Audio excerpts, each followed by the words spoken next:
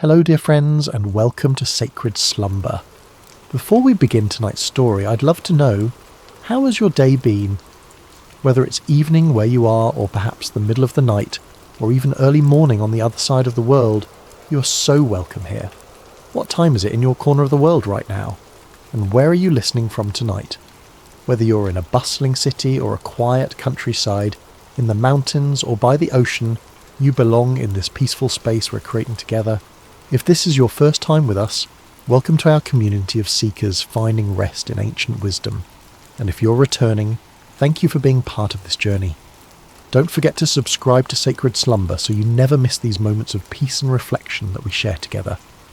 Now let's settle in as we travel back to ancient Israel, to a time of prophets and miracles, to discover a story about trust, provision, and the surprising ways that hope can multiply in our darkest hours. The morning sun cast long shadows across the dusty village streets, but Miriam barely noticed its warmth. She stood in the doorway of her small stone house, watching her two young sons sleep on their woven mats, their faces peaceful in the golden light. For a moment she allowed herself to pretend that everything was as it had been before the illness took her husband, before the debts mounted like stones upon her chest, before the collectors began their visits with increasingly stern voices and hardening faces. But pretending was a luxury she could no longer afford. The sound of approaching footsteps made her stomach clench with familiar dread. She knew that measured pace, those heavy sandals against the packed earth. The debt collectors had returned, and this time she knew they would not leave empty-handed. Miriam's husband, Obadiah, had been a good man, a servant in the school of prophets, devoted to following Elisha and learning the ways of the Lord. But goodness, she had learned, did not always translate to prosperity. When the drought had stretched on for months, when the harvest had failed, Obadiah had borrowed money to keep food on their table and oil in their lamps. He had been certain that better times were coming, that the Lord would provide as he always had. Then the fever came, swift and merciless, taking Obadiah before the rains returned, before the debts could be repaid, before he could see his sons grow into men. Now 3 men stood at her threshold, their faces grim with business. The lead collector, a man named Josiah with calculating eyes and soft hands that had never known hard labour, stepped forward. Miriam, widow of Obadiah, he announced formally, though they all knew each other's names in this small village. The time for payment has come and gone. Your husband's debts must be settled. Miriam's throat felt as dry as sand. Please, I have explained our situation. I am a widow with nothing. Give me more time, and I will find a way. Time is a luxury that costs money, Josiah interrupted, his voice neither cruel nor kind, simply matter-of-fact. We have been patient, but patience does not feed our families, or pay our own obligations. The law is clear about what must be done when debts cannot be paid. Behind him, the other 2 men shifted uncomfortably. They knew what came next, and while they might not relish it, they would not hesitate to carry out what the law demanded. Your sons, Josiah continued, his eyes flicking toward the doorway where the boys still slept. They will come with us. 7 years of service will settle your husband's debt. It is more merciful than we are required to be. The words hit Miriam like a physical blow. She gripped the door frame to keep from falling, her knuckles white against the worn wood. 7 years. Her sons were only 8 and 10 years old. By the time they returned, they would be grown men who barely remembered their mother's face. No, she whispered, then louder. No, please. They're all I have left. There must be another way. But even as she spoke, she knew the futility of her words. She had nothing of value to offer. No jewellery, no livestock, no land. The house itself belonged to her husband's brother, who had graciously allowed her to remain but could offer no financial help of his own. I will give you until tomorrow morning to say your goodbyes, Josiah said, and there was perhaps the smallest note of sympathy in his voice. We will return at sunrise. As the men walked away, their sandals raising small clouds of dust that caught the morning light, Miriam sank to her knees in the doorway. The weight of hopelessness pressed down upon her like a stone. threatening to crush what little breath remained in her lungs. Her sons stirred behind her, waking to another day they assumed would be like all the others. Simple, poor perhaps, but together. How could she tell them that their childhood was about to end? How could she explain that the law that was meant to protect would now tear their family apart? But as the sun climbed higher and the reality of her situation settled like dust around her, Miriam remembered something her husband used to say when times were difficult. When we have nowhere else to turn, we can always turn upward. Obadiah had learned this truth in his years following the prophet Elisha, and even in death, his faith whispered to her across the veil of grief. Elisha. The prophet was still in the region, still teaching and performing the wonders that had made him famous throughout Israel and beyond. If anyone could help her, if anyone might know a way where there seemed to be no way, it would be the man of God who had been her husband's teacher and guide. Miriam rose to her feet, dust falling from her simple brown robe. She looked back at her sons, now awake and eating the last of their bread, with the unconscious contentment of children who trust that tomorrow will somehow provide for itself. "Aaron, Micah," she called softly, "I must go into the village. Stay close to home and watch out for each other." The boys nodded, accustomed to their mother's brief errands, unaware that she was about to embark on a journey that would either save their family or confirm their worst fears. As Miriam walked through the village streets, her heart hammered against her ribs like a caged bird. The prophet Elisha was known to be staying with a family on the far side of the village, and with each step she rehearsed what she would say, how she would explain their desperate situation without sounding like she was demanding a miracle. But by the time she reached the modest house where Elisha was lodging, all her carefully planned words had evaporated like morning dew. She stood at the gate, paralysed by the enormity of what she was about to ask and the crushing possibility that even a prophet might not be able to help her. The courtyard was quiet except for the gentle murmur of voices from within the house. Miriam could see Elisha through the open doorway, seated on a low cushion with several young men gathered around him, students perhaps, or local villagers seeking wisdom. His presence was immediately recognisable, not because of any physical grandeur, but because of a quality of stillness that seemed to radiate from him like heat from a hearth. Miriam had seen the prophet before, of course. In a village this small, everyone knew when such a significant figure was present. She had watched from a distance as people brought their sick children for healing, their troubled hearts for counsel, their impossible situations for divine intervention. But she had never imagined herself among their number, never thought her own need would drive her to such a desperate act. A woman emerged from the house, evidently the hostess, and noticed Miriam standing uncertainly at the gate. "Can I help you, sister?" the woman asked kindly, but there was a protective quality in her voice. She had probably dealt with many people seeking the prophet's attention. Before Miriam could answer, Elisha's voice came from within. "Let her come. The Lord has brought her here for a reason." The woman's expression immediately softened, and she gestured for Miriam to enter. "Come, the prophet will see you." Miriam's legs felt unsteady as she crossed the threshold.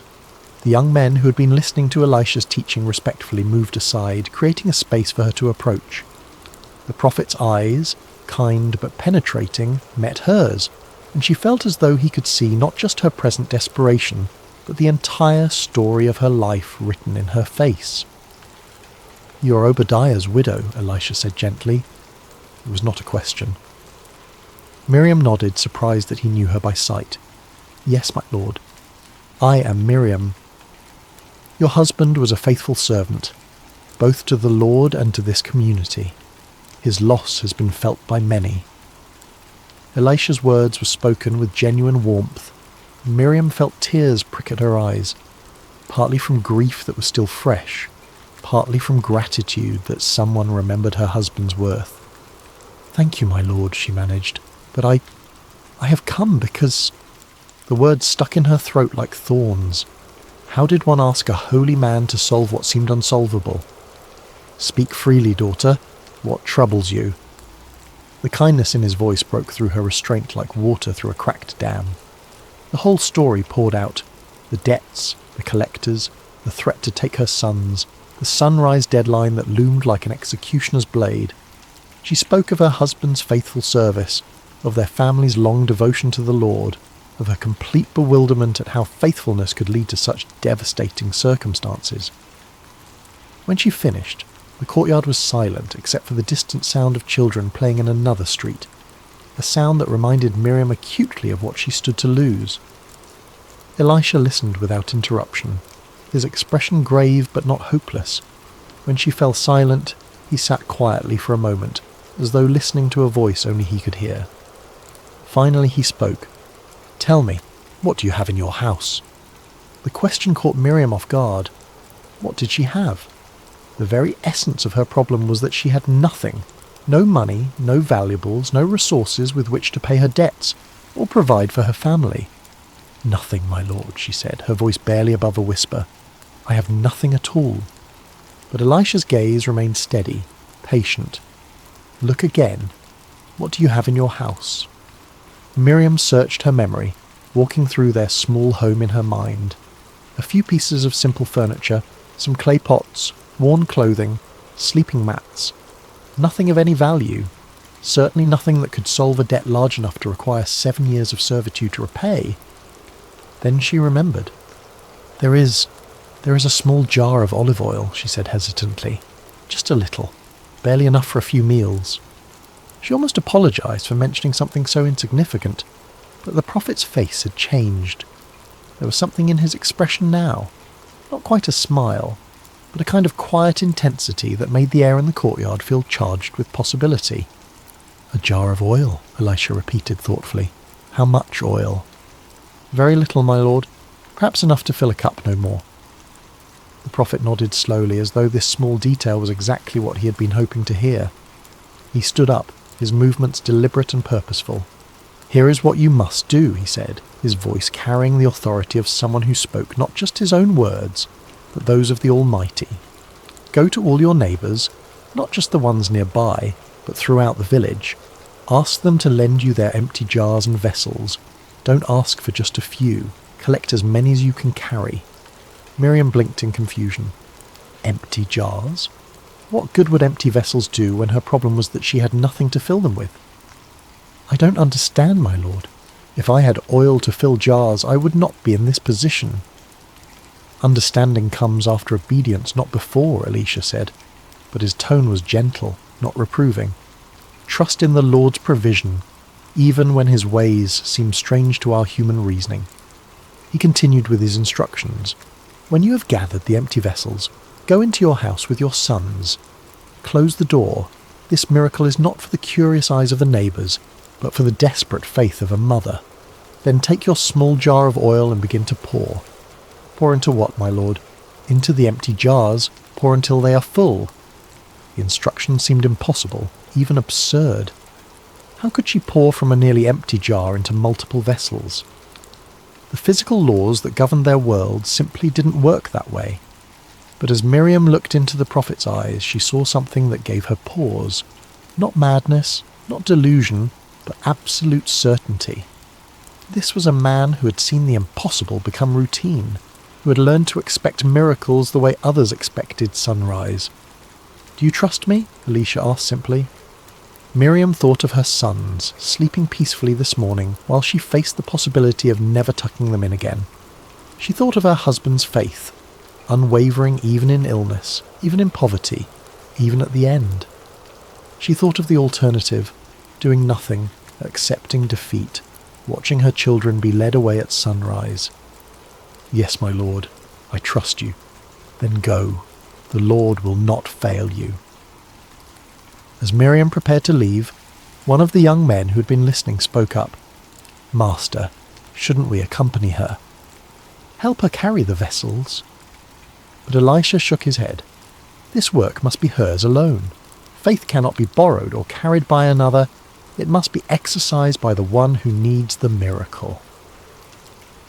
Walking back through the village streets, Miriam felt as though she were in a dream, or perhaps more accurately, as though she had just awakened from the nightmare of the past few months into a reality where impossible things might be possible. The prophet's instructions echoed in her mind. Collect empty jars, as many as possible. then pour from her nearly empty vessel into them. It made no earthly sense. But then again, neither did most of the stories she had heard about Elisha and his master Elijah before him. Prophets who had called down fire from heaven, raised the dead, and fed multitudes with meagre supplies. Perhaps the very impossibility of the instruction was itself a sign that she was about to witness something beyond the natural order. Her first stop was at the house of her neighbour Sarah, an elderly woman who had been kind to Miriam since Obadiah's death, often sharing vegetables from her garden when she had none to spare. "Sarah," Miriam called softly at the gate, "may I speak with you?" The older woman emerged, wiping flour from her hands on her apron. "Of course, child. You look different somehow. Is everything well?" Miriam almost laughed at the question. Nothing was well, and yet somehow everything felt different than it had this morning. "I need to ask a favour. Do you have any empty jars or vessels that I might borrow?" Sarah's eyebrows rose in surprise. Empty jars? Whatever for? How could Miriam explain without sounding like she had lost her mind?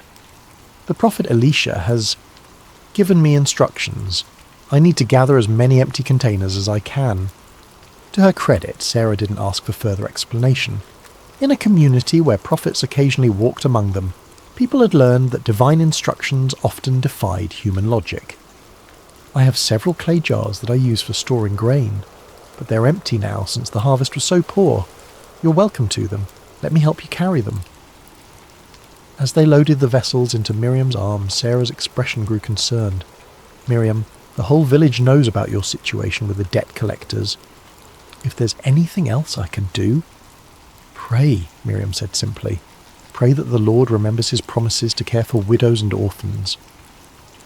Her next stop was at the home of Rebecca, a woman with several children who had always been friendly but not particularly close. Here, Miriam felt more nervous about making her request. "Rebecca, I know this will sound strange, but I need to borrow any empty jars or pots you might have." Rebecca looked puzzled but not unfriendly. "Empty jars? Are you planning to store something? I heard about your troubles. Surely you're not thinking of buying oil or grain?" "No, nothing like that. The prophet Elisha has asked me to collect empty vessels. I'm not entirely sure why, but I trust that he knows what he's doing." At the mention of Elisha's name, Rebecca's demeanour changed immediately. "The prophet gave you instructions? Of course, take whatever you need." "Children," she called into the house. "Bring out all the jars and pots we're not using, quickly now." Soon Miriam's arms were full again, and Rebecca's children were helping to carry the additional vessels. Word seemed to be spreading through the village. She could see neighbours emerging from their houses, curious about the unusual activity. By the time she reached the house of David the potter, she didn't even need to make her request. He was already waiting with an armload of clay vessels, not his finest work, but good serviceable jars in various sizes. "I heard you were collecting empties on the prophet's instructions," he said with a grin. "I've got plenty of these. Consider it my contribution to whatever miracle is about to happen."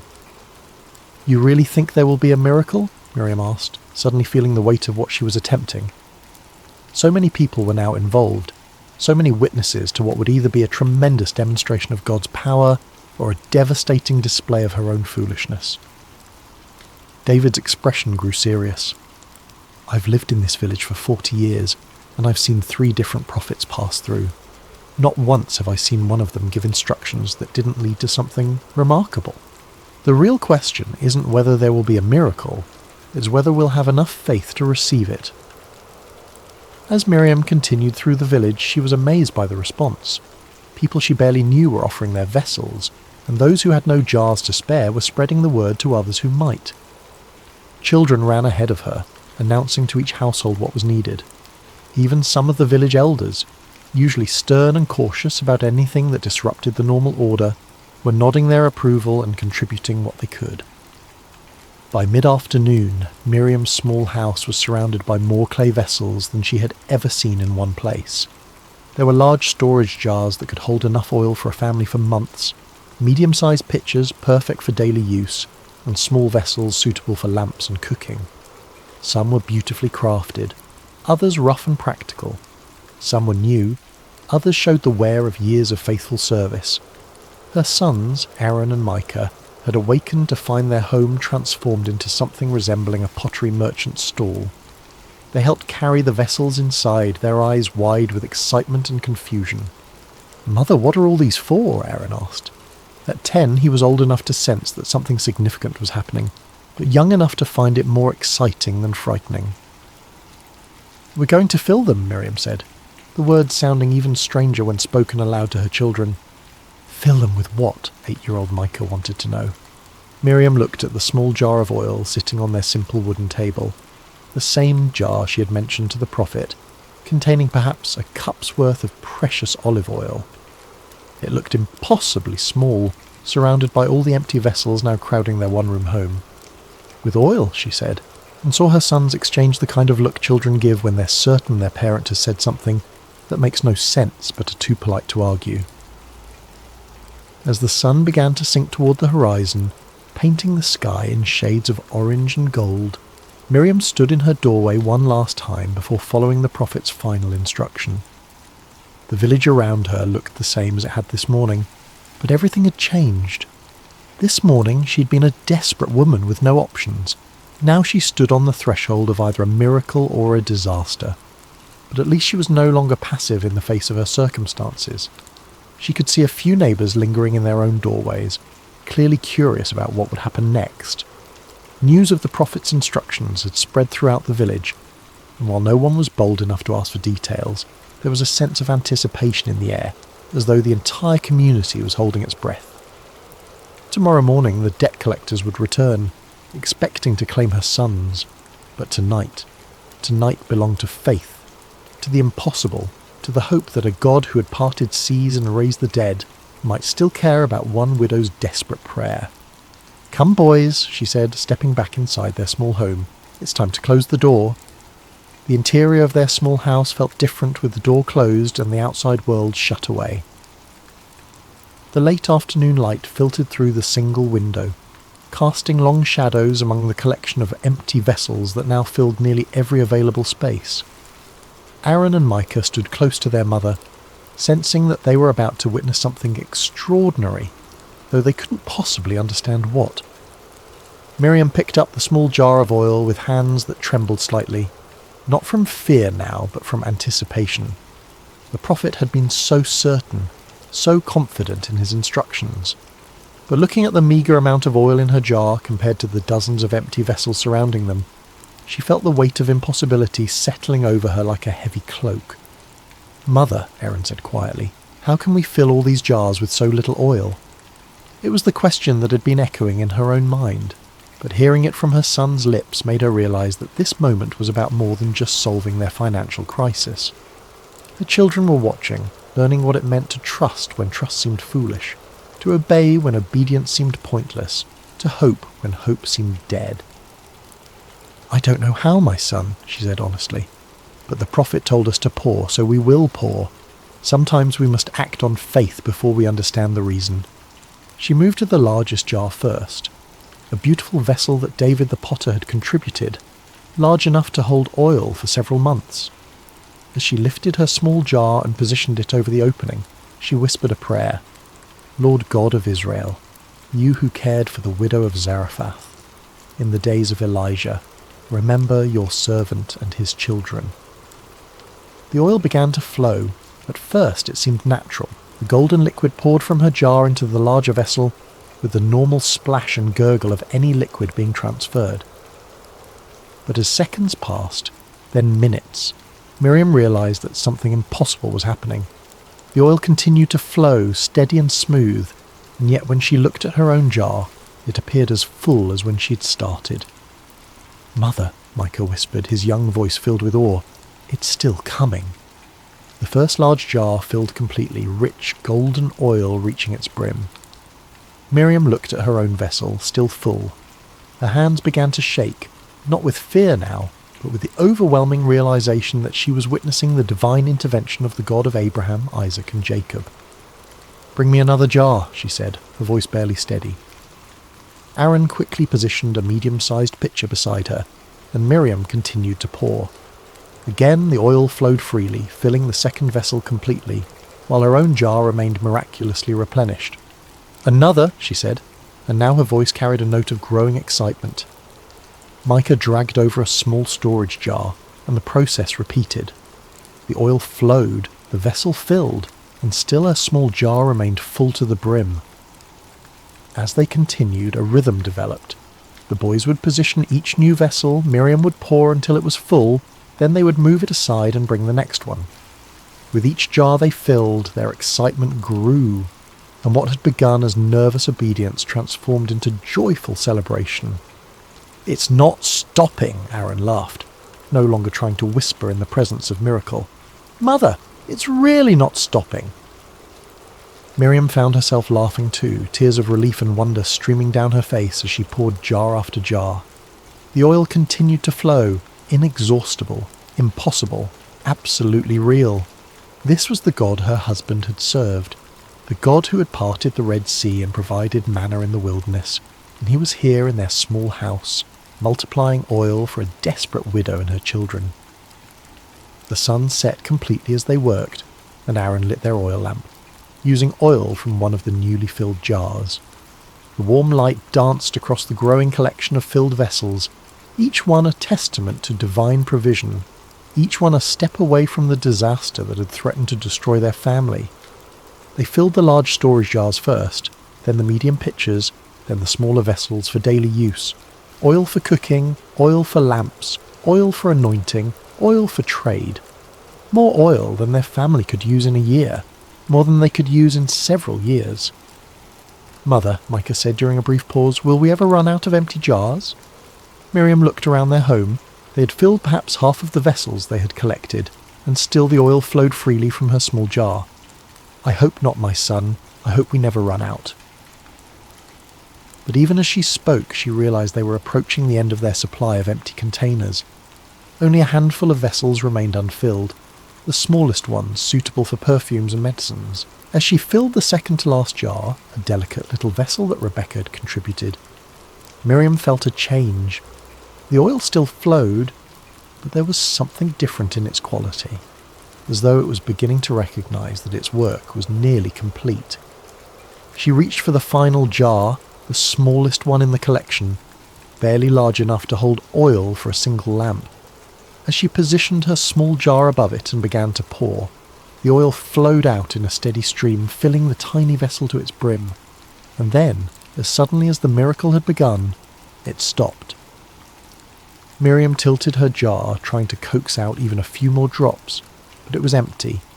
Completely, naturally, normally empty, as though the laws of physics had suddenly remembered themselves and returned to their usual operation.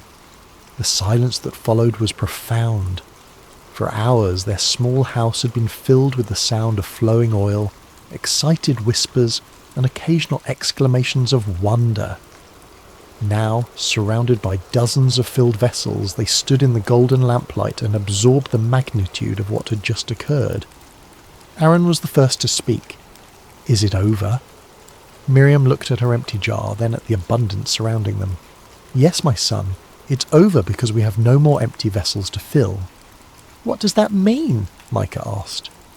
Before Miriam could answer, she remembered something the prophet had implied in his instructions. The miracle was not limited by the amount of oil God could provide, but by the amount of faith they could exercise, represented by the number of empty vessels they had been able to gather. "It means," she said slowly, understanding dawning on her like sunrise, "that God's provision is only limited by our capacity to receive it. If we had gathered 100 jars, he would have filled 100 jars. If we had gathered 1,000... The implications took her breath away. They had gathered many vessels, yes, but now she wondered, could they have gathered more? Had their own limited vision constrained the miracle?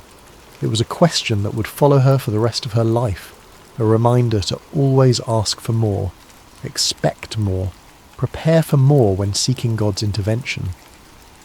But such thoughts were for later reflection. Tonight, surrounded by the tangible evidence of divine love and provision, there was only gratitude and wonder. "Tomorrow," she told her sons as they prepared for sleep among the filled vessels, "we will go to the prophet and then to the marketplace. We will sell this oil, pay our debts, and secure our future." As her boys settled onto their sleeping mats, their faces glowing with excitement and the security of knowing they would not be taken away. Miriam sat beside the window and looked out at the village where she had lived her entire life. Tomorrow she would no longer be known as the desperate widow who had nothing. She would be the woman whom God had remembered, the mother whose children had been saved, the recipient of a miracle that would be told and retold for generations. But tonight she was simply a woman who had learned that emptiness was not the absence of provision, but the presence of possibility, and that sometimes the most important thing you can bring to God is not what you have, but what you lack. The oil lamps flickered gently in the darkness, fueled by the miracle oil casting dancing shadows on the walls of their transformed home, and in the quiet of the night Miriam whispered prayers of thanksgiving to the God who multiplies hope in the hands of those who dare to pour out their faith, one empty jar at a time. Morning came with a gentle golden light that seemed especially bright as it streamed through the window of their small house. Miriam awakened to a sight that confirmed the previous evening had not been a dream. Dozens of clay vessels filled with rich golden olive oil crowded every surface and corner of their home. Aaron and Micah were already awake, sitting among the jars with expressions of continued amazement, as though they expected the oil to disappear with the sunrise. "It's still here," Aaron said wonderingly. "All of it." "Did you think it wouldn't be?" Miriam asked, though she understood his disbelief. Miracles had a quality of unreality about them, even to those who experienced them directly. "I dreamed about it," Micah said. "I dreamed that we were pouring oil forever and ever, and there were jars as tall as trees, and the oil turned into rivers that flowed through the whole village." Miriam smiled at her younger son's imagination, but then paused to consider his words. In a way, wasn't that exactly what had happened? The oil had flowed beyond their immediate need, beyond their ability to contain it all, beyond what seemed possible in their small, constrained world. A knock at their door interrupted her thoughts. Through the window she could see the familiar figure of Elisha standing in their courtyard, his presence as calm and assured as it had been the day before. "The prophet," Aaron whispered excitedly. Miriam quickly adjusted her headscarf and opened the door, her heart racing with anticipation and gratitude. "My lord," she said, bowing respectfully, "please, come in and see what the Lord has done." Elisha entered their transformed home, his eyes taking in the abundance with what appeared to be satisfaction, but not surprise. This was clearly not the first time he had witnessed the Lord's provision in response to desperate faith. "It is well," he said simply, then looked directly at Miriam. "Tell me what happened." Though he had given the instructions and surely knew what to expect, Miriam realized he wanted to hear her testimony, to let her put into words the miracle she had experienced. So she told him everything: the gathering of vessels, the closing of the door, the first hesitant pour, the growing amazement as jar after jar filled with oil that seemed to come from an inexhaustible source. "We filled every vessel we had collected," she concluded. "When the last jar was full, the oil stopped flowing." Elisha nodded thoughtfully. "And what do you understand from this?" The question surprised her. She had expected congratulations, perhaps instructions for what to do next, but not an examination of her theological understanding. I understand that the Lord remembers his promises to care for widows and orphans," she said slowly, "and that his provision is beyond what we can imagine or contain." "Yes," Elisha agreed. "And what else?" Miriam thought about the experience, about the rhythm of pouring and filling, about the moment when the oil finally stopped. "The miracle was limited only by our preparation," she said, with growing insight. "If we had gathered more vessels—" "The oil would have continued to flow," Elisha confirmed. "God's provision is not constrained by scarcity, but by our capacity to receive abundance. Remember this lesson, and teach it to your sons." He moved toward the door, then turned back with final instructions. "Now go. Sell the oil and pay your debts. You and your sons will live on what remains." "How much should I sell?" Miriam asked, suddenly practical concerns rushing back as she realized she had no experience as a merchant. "Take the oil to the marketplace in portions. Don't flood the market all at once, or you'll drive down the price. Sell slowly, over time, and you'll receive full value." The Lord has given you not just provision for today, but wisdom for managing tomorrow." After the prophet left, Miriam stood in her doorway watching his retreating figure until he disappeared around a corner. Then she turned back to face her transformed reality. The first practical task was obvious. She needed to begin transporting oil to the market. But first there was another matter to address. The sound of approaching footsteps made her look up. 3 familiar figures were walking down her street, the debt collectors, returning as promised at sunrise to claim her sons. But this time Miriam felt no fear, no desperate helplessness.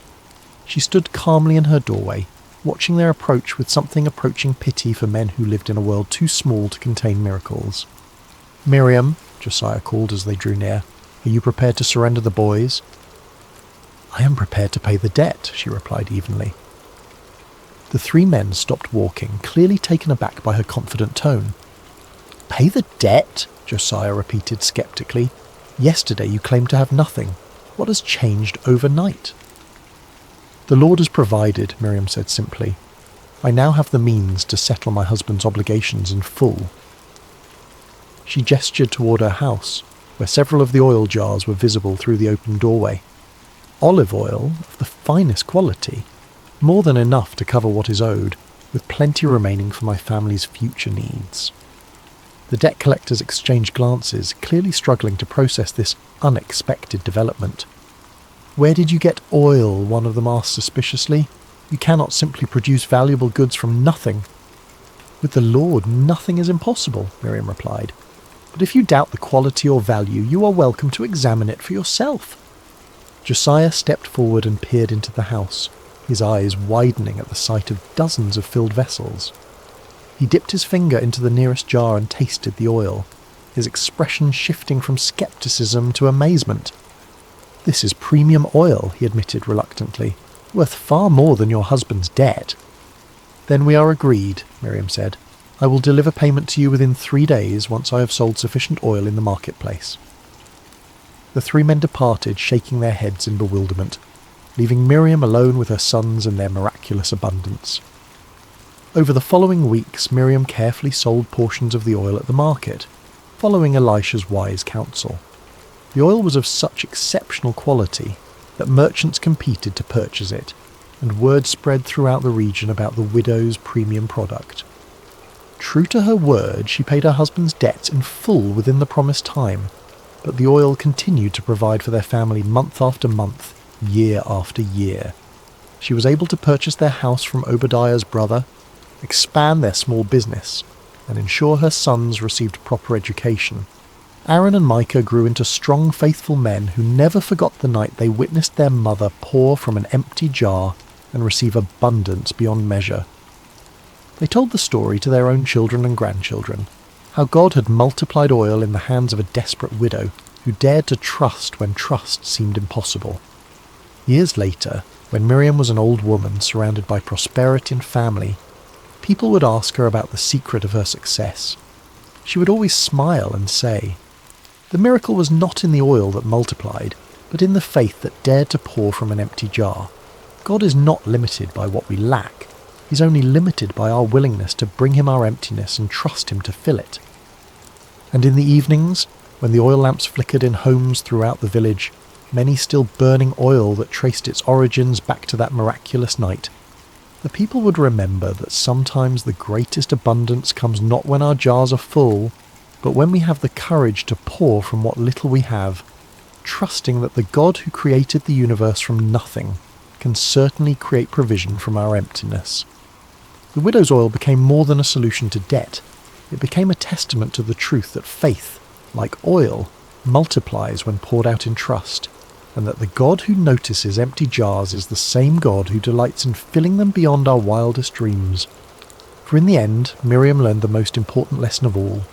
We bring our emptiness to God not as a sign of our failure, but as an invitation for his abundance. And when we dare to pour out our faith, even from the smallest jar, we discover that his provision knows no limits except those we place on our own capacity to receive. The story of the widow's oil echoed through generations, a reminder that in the hands of the Almighty, even our deepest need can become our greatest testimony to his faithfulness.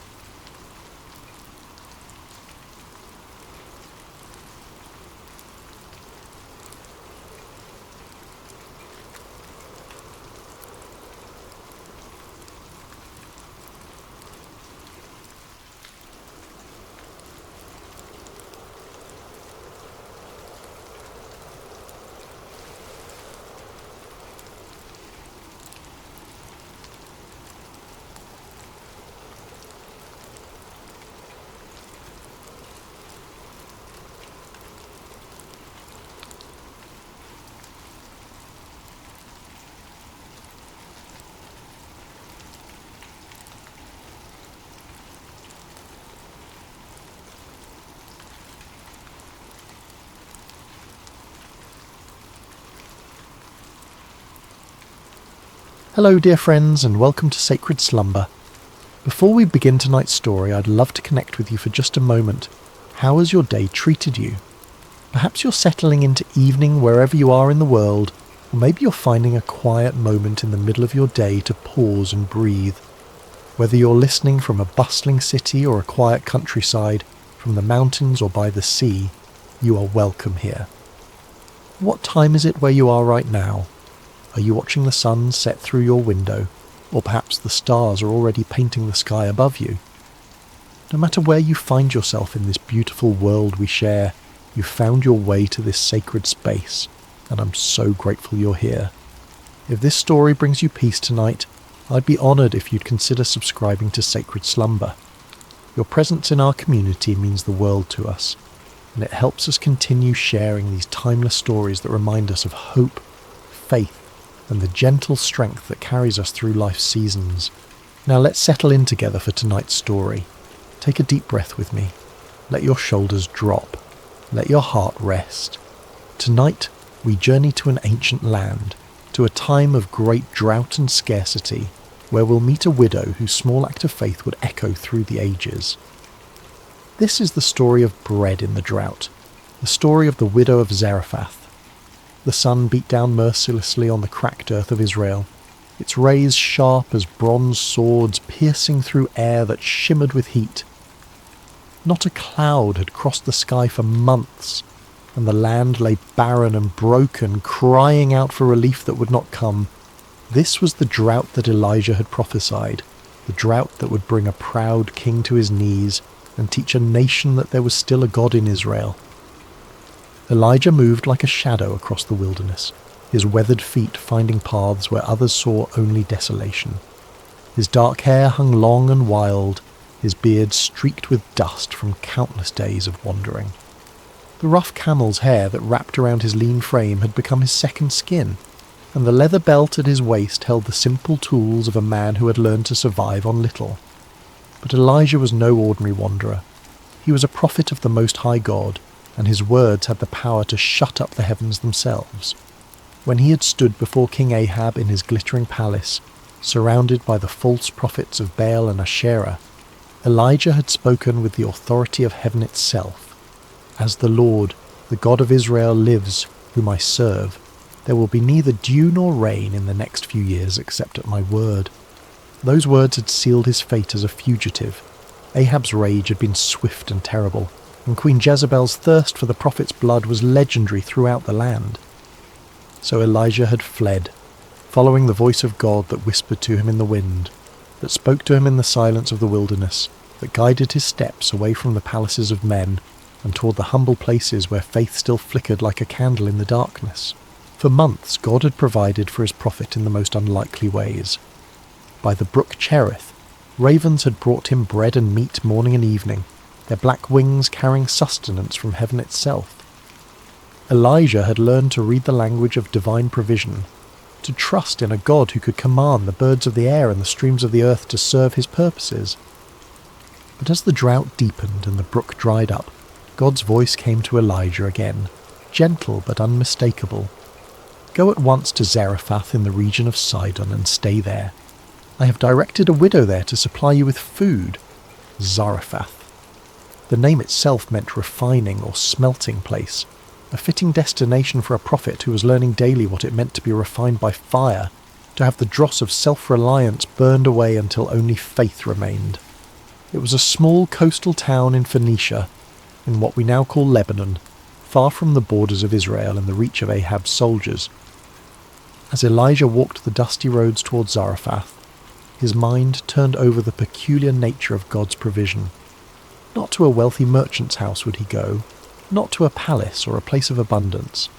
God was sending him to a widow, a woman who in that ancient world would have been among the most vulnerable, the most likely to be in need herself. And she was a Gentile, a foreigner, one who did not worship the God of Israel. Yet this was how the Almighty worked, Elijah had learned. He chose the foolish things of the world to shame the wise, the weak things to shame the strong.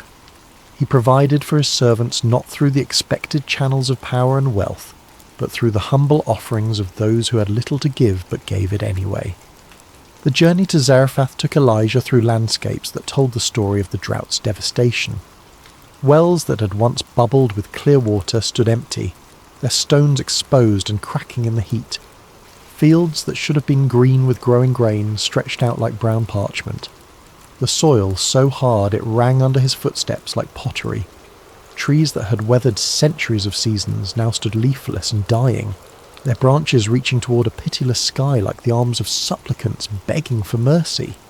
In the villages he passed through, Elijah saw the human cost of the judgment he had pronounced. Children with hollow eyes clung to their mothers' skirts, their small faces etched with the premature wisdom that comes from knowing hunger. Men sat in the shade of buildings, their hands idle because there was no work to be done in fields that would not grow. Women walked great distances with empty water jars, returning with barely enough to wet their families' lips.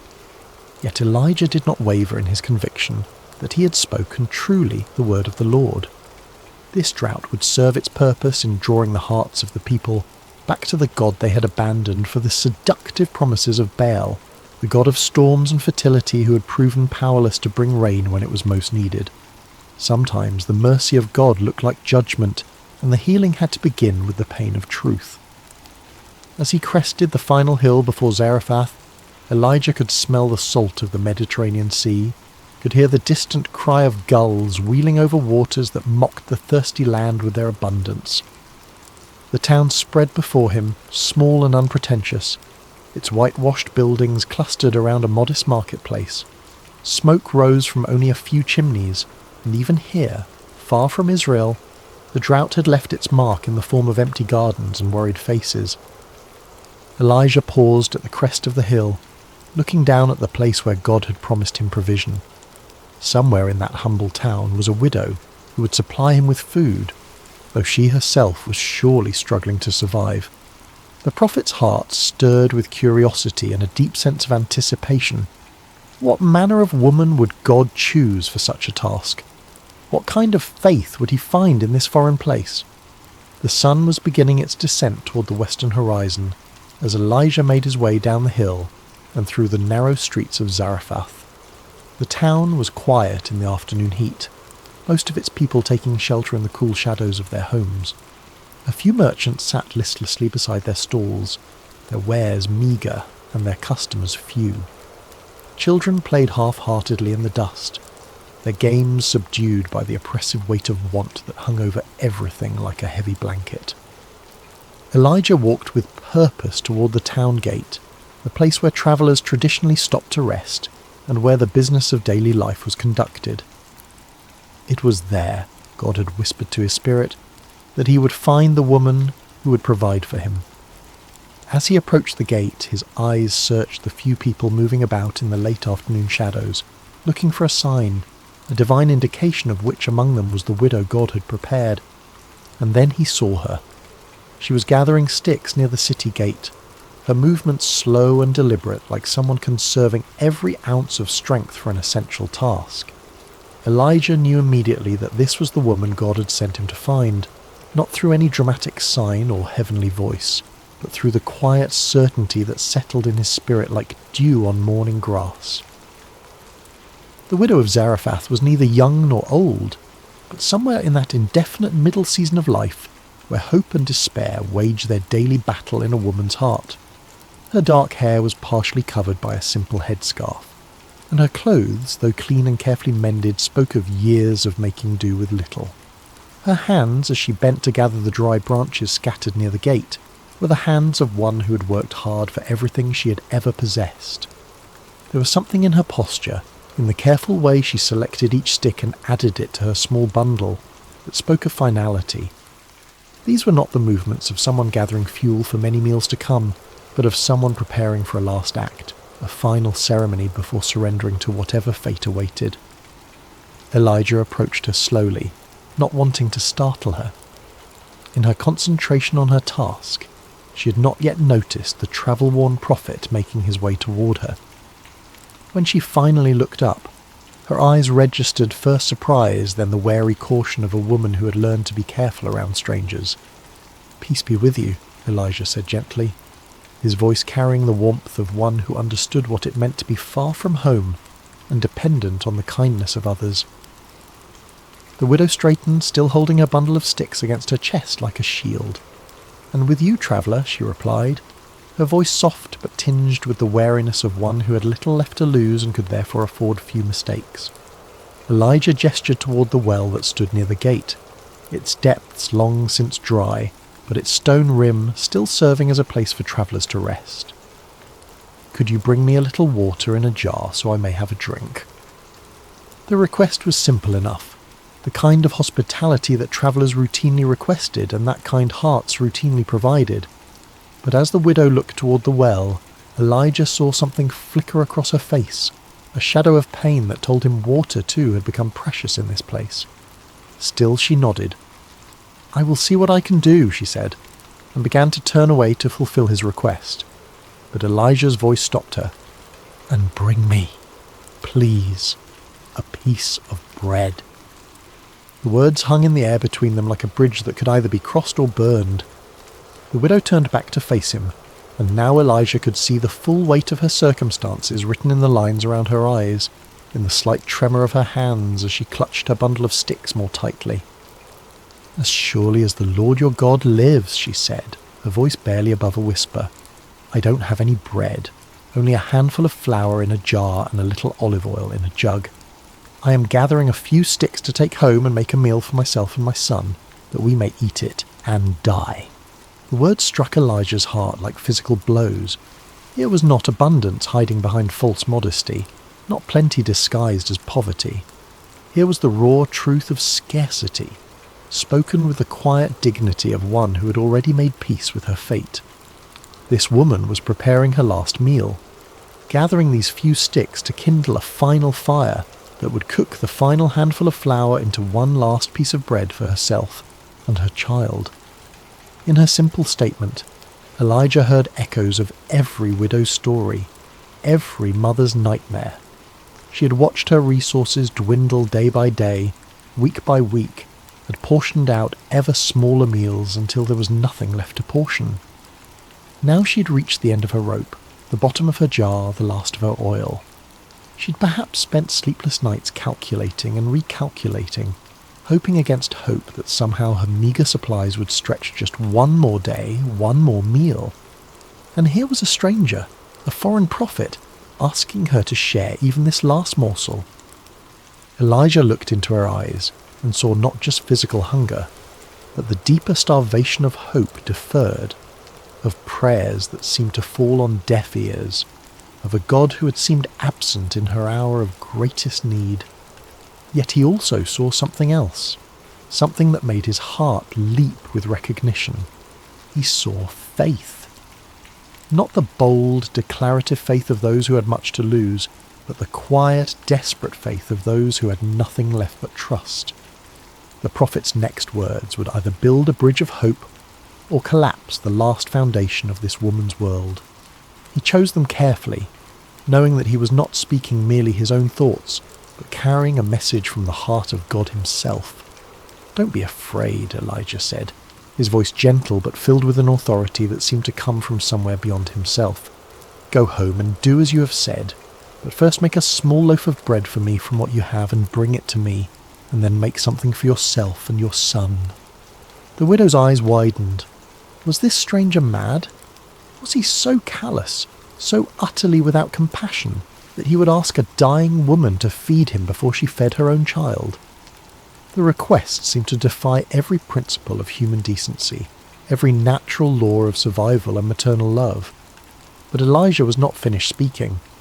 "For this is what the Lord, the God of Israel, says, the jar of flour will not be used up, and the jug of oil will not run dry until the day the Lord sends rain on the land." The promise hung in the air like morning mist, beautiful and insubstantial, the kind of words that could either transform a life or break a heart with false hope. The widow stared at this strange prophet with his wild hair and sun-darkened skin, this man who claimed to speak for the God of Israel, a foreign deity she had heard of but never worshipped. How could she possibly believe such a thing? How could a handful of flour become an endless supply? How could a few drops of oil multiply like the stars of heaven? Every practical bone in her body, every lesson learned through years of careful management and hard-won survival, told her this was impossible. Yet something in Elijah's eyes, something in the quiet confidence with which he spoke these impossible words, awakened an echo in her heart. Perhaps it was the memory of childhood stories her grandmother had told, tales of gods and miracles from the ancient days. Perhaps it was the sheer desperation of a mother who would try anything, believe anything, if it meant one more day of life for her son.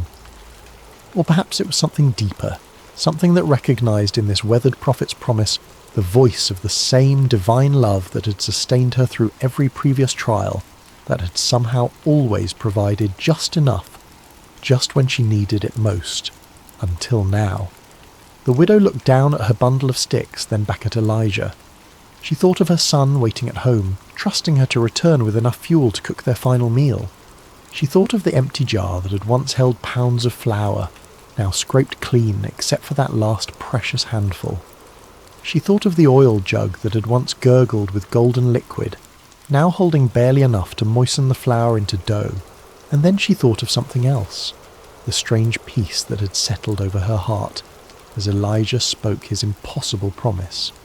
It was not the peace of understanding, for she understood nothing of what he proposed. It was not the peace of certainty, for everything in her circumstances screamed that his words were foolishness.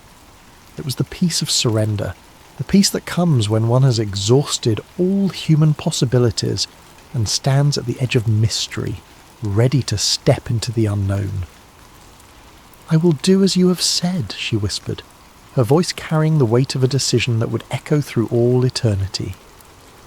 The walk back to her small home felt both eternal and instantaneous to the widow. Each step carried her further from the safety of reasonable despair and closer to the dangerous territory of hope. The bundle of sticks in her arms seemed to grow heavier with each pace, not because of their weight, but because of what they represented, the fuel for a miracle she dared not quite believe in, yet could not quite dismiss. Her house stood at the end of a narrow alley, its walls built of the same white stone as most of the buildings in Zarephath, its roof flat and practical. It was small but carefully maintained, the kind of home that spoke of pride surviving in the face of poverty. A few clay pots stood near the doorway, empty now except for the dust that had settled in them during the long months of drought. As she approached her door, the widow could hear movement inside, the soft sounds of her son moving about in the dim interior. He was perhaps 10 years old, still young enough to trust completely in his mother's ability to provide, yet old enough to understand the gravity of their situation. He had not complained when the meals grew smaller and less frequent, had not questioned why she sometimes gave him her portion while claiming she wasn't hungry. Now she would have to explain to him that she was going to give away their last food to a stranger. The door opened with a soft creak of wood that had swollen and shrunk through many seasons. Inside, the house was cool and shadowy, a welcome relief from the blazing heat of the afternoon sun. Her son looked up from where he sat near the window, his young face brightening at her return. "Did you find enough wood, Mother?" he asked, his voice carrying the careful optimism of a child who'd learned not to expect too much, but could not quite stop hoping. The widow set down her bundle of sticks and looked around the familiar space of her home. Everything was clean and in its place, though there was precious little to arrange. A few cooking vessels, some worn but serviceable garments, a small table, sleeping mats that she rolled up each morning and spread each evening. The jar of flour sat in the corner where she always kept it, and beside it the small jug of oil. The son followed her gaze to the corner where their last provisions waited. He had watched those containers grow emptier day by day, had seen his mother peer into them each morning with expressions that grew more worried as the contents diminished. He knew, with the intuitive wisdom that children possess, that today would be their last day of having anything to eat. "Mother," he said again, sensing something different in her manner, something that hadn't been there when she left to gather the wood. The widow moved to the corner and lifted the flour jar, feeling the pitiful weight of what remained inside. Then she picked up the oil jug, tilting it slightly to gauge how little was left. The sound of the oil moving in the nearly empty vessel was like a whisper, like the last breath of hope dying away. But then she remembered Elijah's words, remembered the strange certainty in his voice when he spoke of jars that would not empty and jugs that would not run dry. She remembered the peace that had settled over her heart when she agreed to his impossible request. "My son," she said gently, kneeling beside him so they were at eye level, "something wonderful and strange has happened today. A prophet of the God of Israel has come to our town, and he has asked me to share our food with him." The boy's eyes widened. "Our food?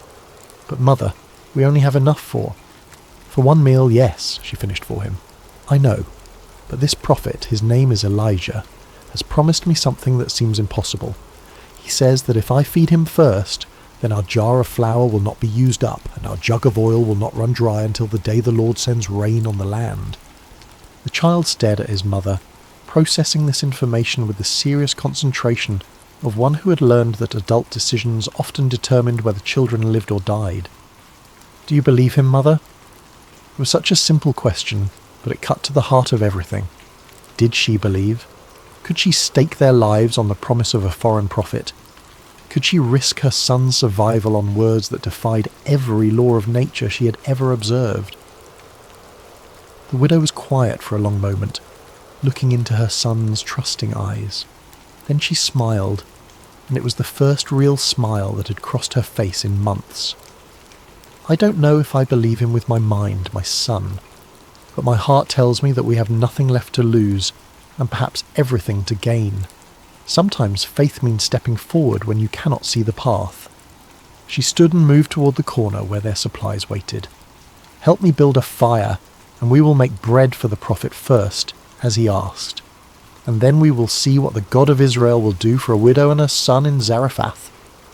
The boy nodded solemnly and began arranging the sticks his mother had gathered while she prepared to perform what might be either an act of supreme faith or supreme foolishness. The distinction, she realized, might not matter as much as she had thought. Working together, they built a small fire outside their door, the flames dancing bright against the darkening sky. The widow poured water into her mixing bowl, then opened the flour jar and looked inside. The handful that remained seemed pitifully small, barely enough for one small loaf, certainly not enough for 2 meals as Elijah had promised. But she had given her word, and more than that, she had felt something stir in her heart when the prophet spoke. Perhaps it was only desperation disguised as faith, but it was all she had to offer. Carefully, reverently, she poured half of the remaining flour into her bowl. Then she tilted the oil jug and let a few precious drops fall into the mixture. The oil gleamed golden in the firelight, and she found herself thinking of ancient stories, half-remembered tales of gods who provided for their people in miraculous ways. As she mixed the flour and oil with water, kneading the small portion of dough with practiced hands, the widow felt a strange sense of ceremony settling over the simple task. This was no ordinary bread-making.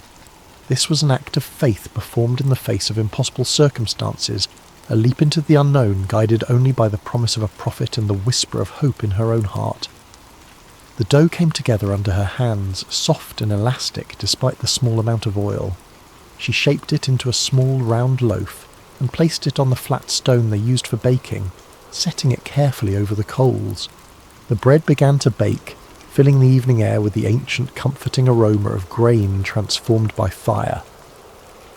As they waited for the bread to cook, the widow and her son sat quietly by the fire.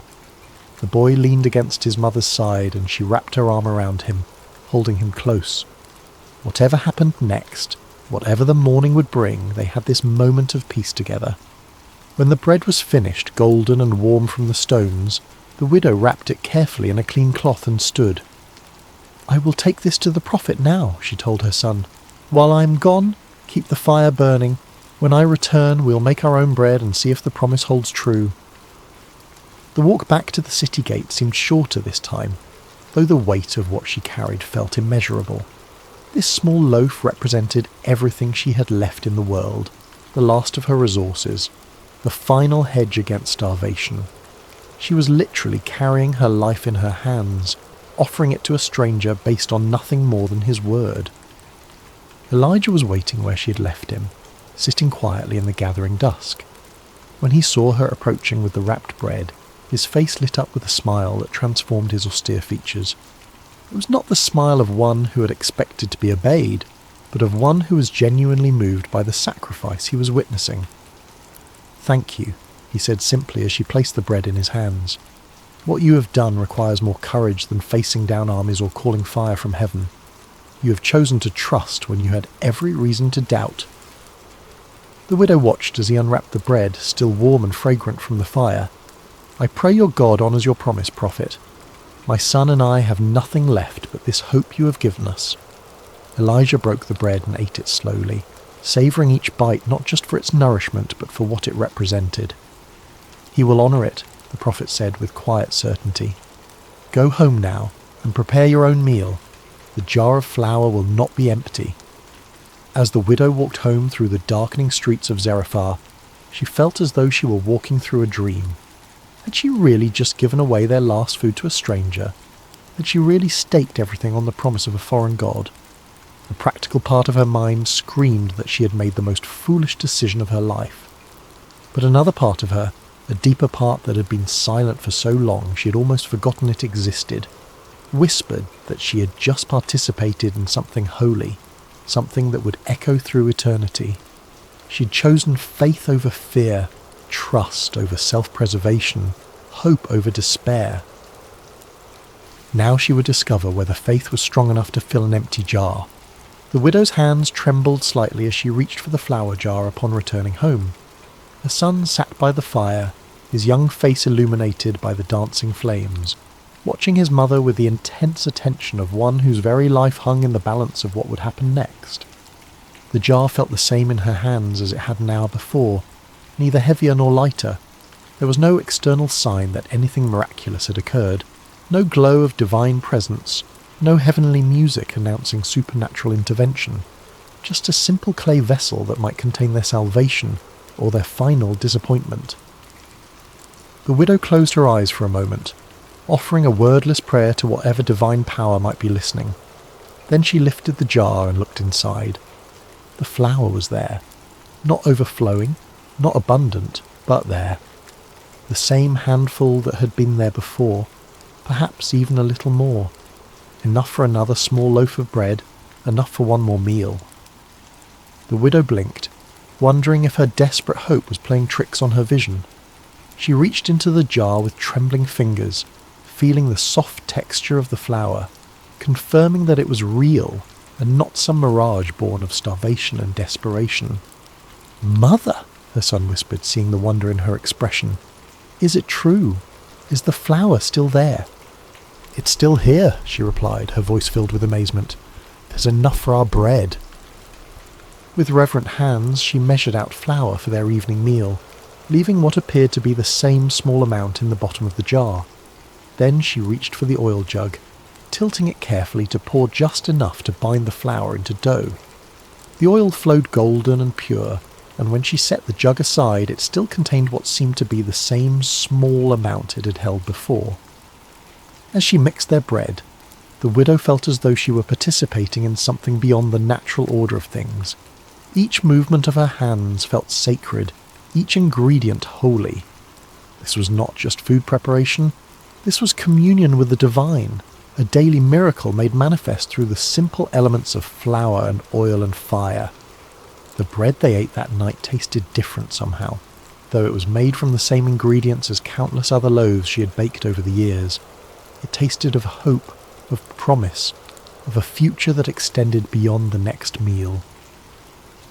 As they shared the warm bread in the light of their small fire, the widow and her son spoke in hushed tones, as if they were in the presence of something too wonderful to fully comprehend.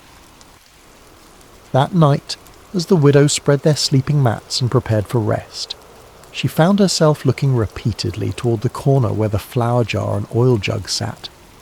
Would they still contain their precious contents in the morning?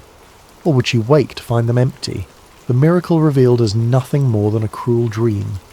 But when dawn broke over Zarephath, painting the walls of her small home with gentle rose-coloured light. The widow's first sight was of the flower jar sitting exactly where she had left it. With her heart pounding, she crept quietly across the room, not wanting to wake her son until she knew whether their hope would survive the night. The flower was there, the oil was there, enough for another day, another meal, another small victory against the spectre of starvation that had haunted their home for so long. And so began a rhythm that would sustain them through the long months of drought that followed. Each morning, the widow would check the jar and jug with a mixture of faith and anxiety, never quite able to take the miracle for granted, always amazed to find their supplies replenished. Each day she would measure out enough for their daily bread, always careful to leave something behind, always trusting that tomorrow would bring the same mysterious provision. Word of the miracle did not spread through Zarephath, for the widow was a careful woman who understood that some blessings were meant to be treasured quietly, rather than proclaimed from rooftops. She continued her daily routines, drawing water when it could be found, tending to her small home, caring for her son. To her neighbours, she appeared to be surviving the drought no better or worse than anyone else. But those who knew her well began to notice subtle changes. The hollow look of desperate hunger faded from her eyes. Her son grew stronger rather than weaker as the drought continued. There was a peace about her that seemed strange in such difficult times, a quiet confidence that suggested she had found a source of strength that the drought could not touch. Elijah became a regular visitor to their home, though he was careful to come and go discreetly, not wanting to draw attention that might put the widow and her son in danger. The prophet had found lodging in a small room at the edge of town, but he took many of his meals with the family he had come to think of as his own. The widow always set a place for him at their modest table, always insisted that there was enough to share. As the weeks turned to months, the relationship between the prophet, the widow and her son deepened into something resembling family. Elijah told them stories of his travels, of the wonders he had seen, and the voice of God he had learned to recognize in wind and whisper.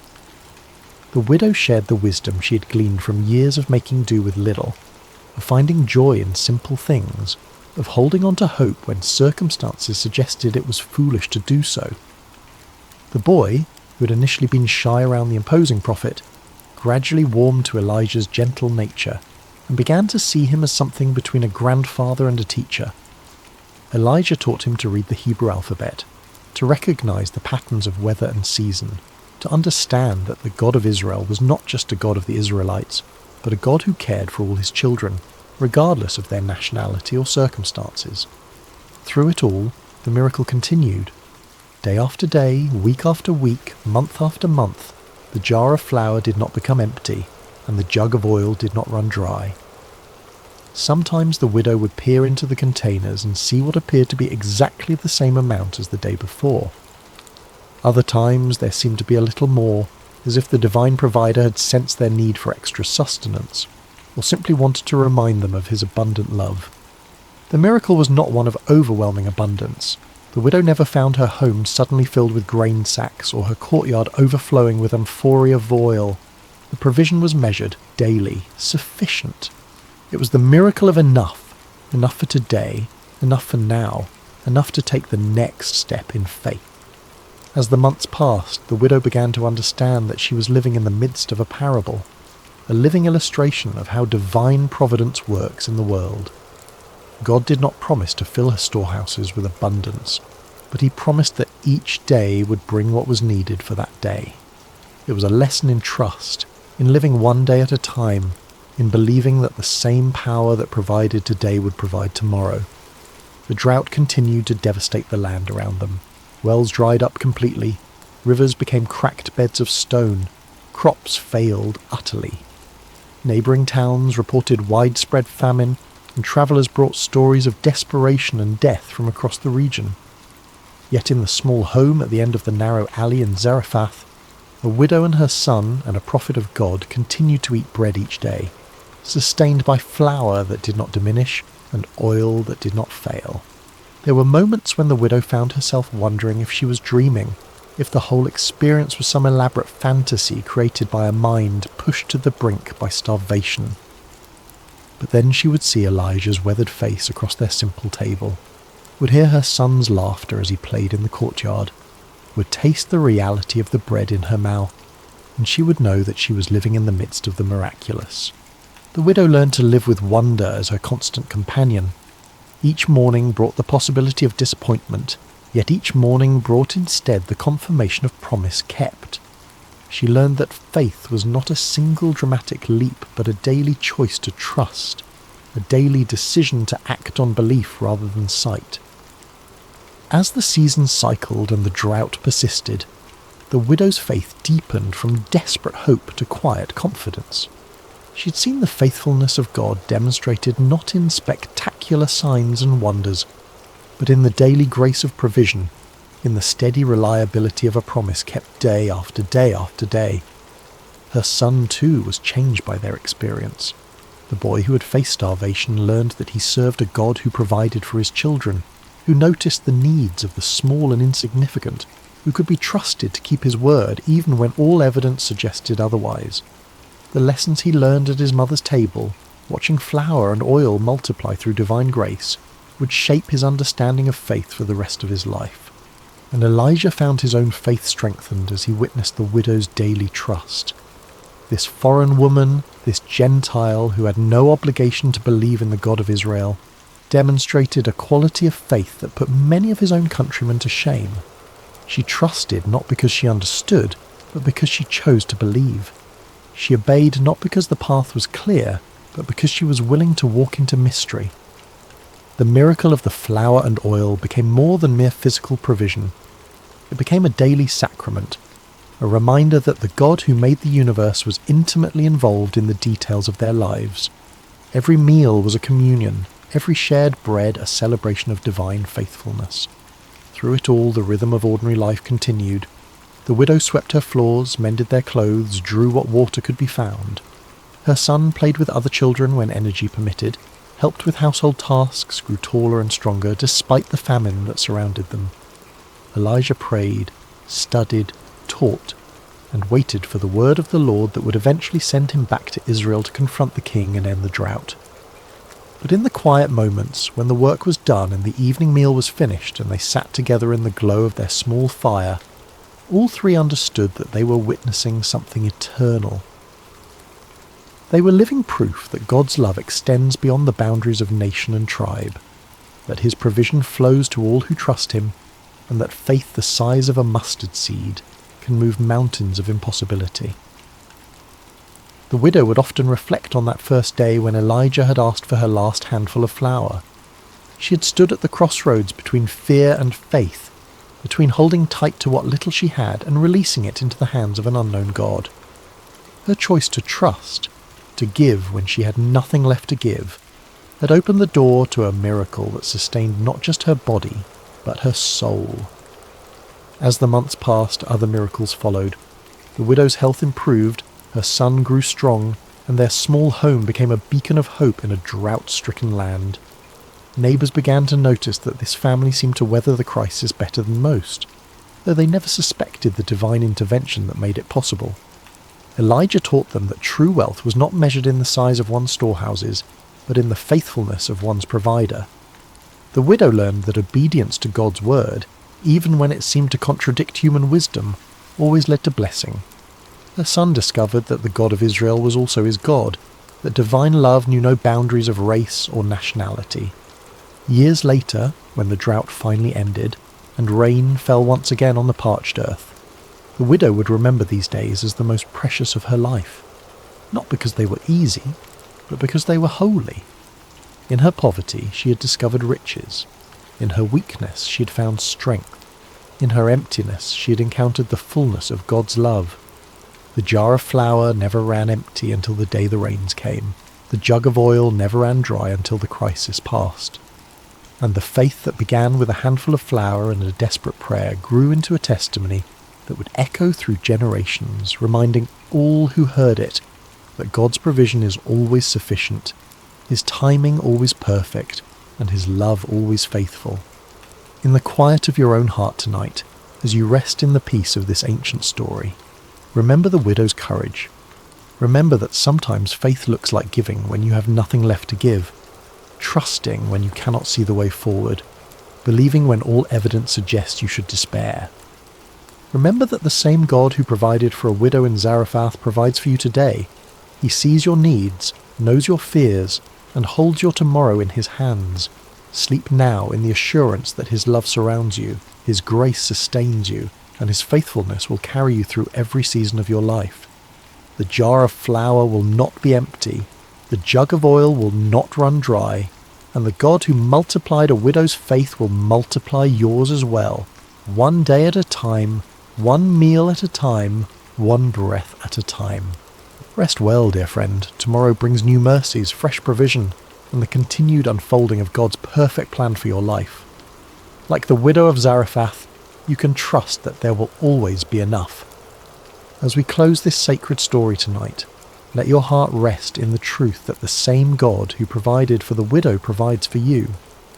In your own seasons of scarcity, whether of resources or hope or strength, remember that divine provision often comes not as abundance but as enough. Enough for today, enough for now. Enough to take the next step in faith. The widow's miracle was not that her cupboards overflowed, but that they never emptied. Sometimes God's greatest gift is not more, but sufficient. Not wealth, but provision. Not ease, but sustenance for the journey. Sleep now, knowing that the Keeper of Israel neither slumbers nor sleeps, and that his eye is upon you with the same loving attention he showed to a foreign widow in an ancient town. Your jar will not be empty. Your jug will not run dry. His faithfulness endures forever. Rest well, dear soul. Rest well.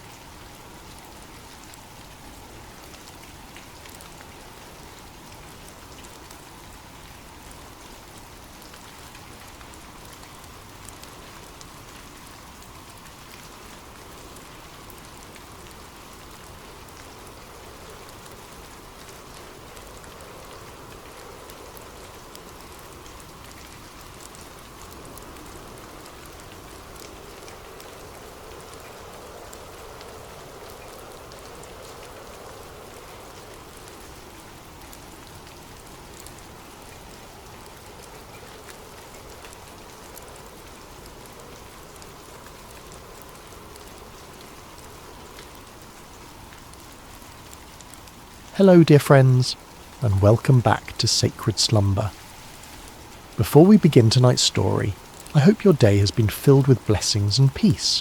Whether it's morning where you are, the quiet of afternoon, or the gentle embrace of evening, know that you are exactly where God wants you to be in this moment.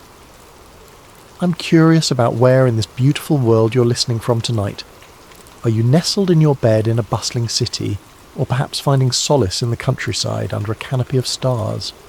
Wherever you are, whatever time it is for you, you are welcomed here with open arms. If this story touches your heart tonight, I encourage you to subscribe to Sacred Slumber.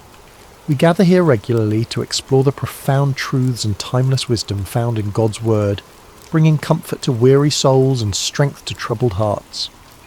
Your subscription helps us continue sharing these sacred stories that remind us of God's unfailing love and faithfulness. Now let us journey together to ancient Israel, to a time when kingdoms stood at crossroads, when truth was a dangerous commodity, and when one man's courage would echo through the ages. This is the story of Micaiah, the forgotten prophet who dared to stand alone. The sun blazed mercilessly over the ancient city of Samaria, its golden rays dancing across the limestone walls of King Ahab's palace. Within those walls, power brooked no opposition, and truth was often the first casualty of political ambition. It had been 3 years since the last war between Israel and Syria, 3 years of uneasy peace that sat heavy on King Ahab's shoulders like an ill-fitting crown. Ahab paced the marble floors of his throne room, his royal robes rustling with each agitated step. The king of Israel was a man consumed by his desires, a ruler who had long ago traded his soul to the altar of self-interest.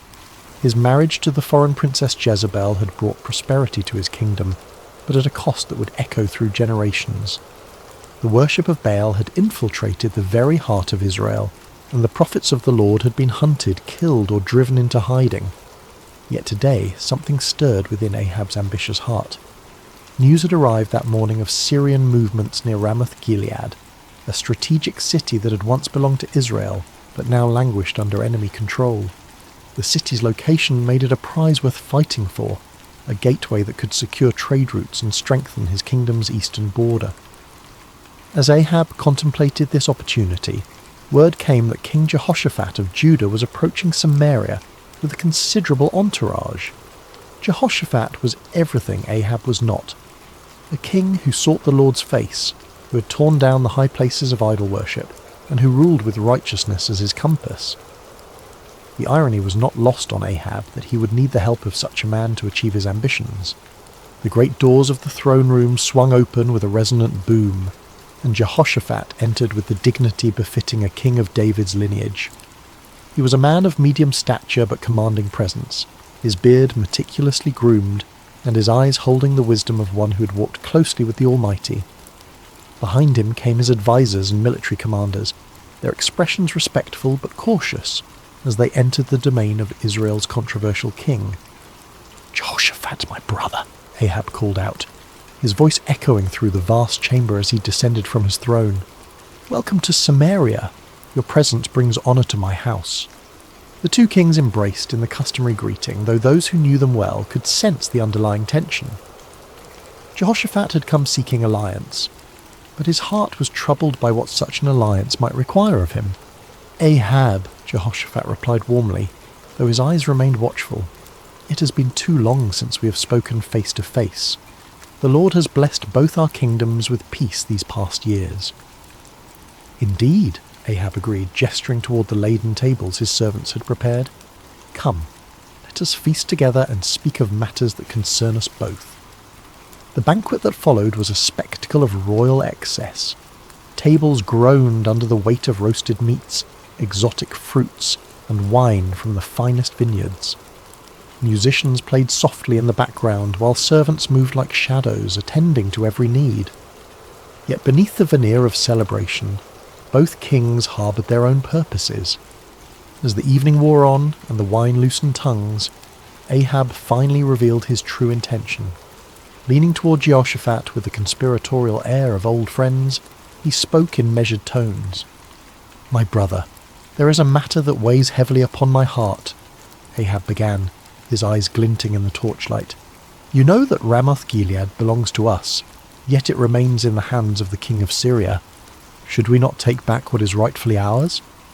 Jehoshaphat set down his goblet carefully, his expression growing thoughtful.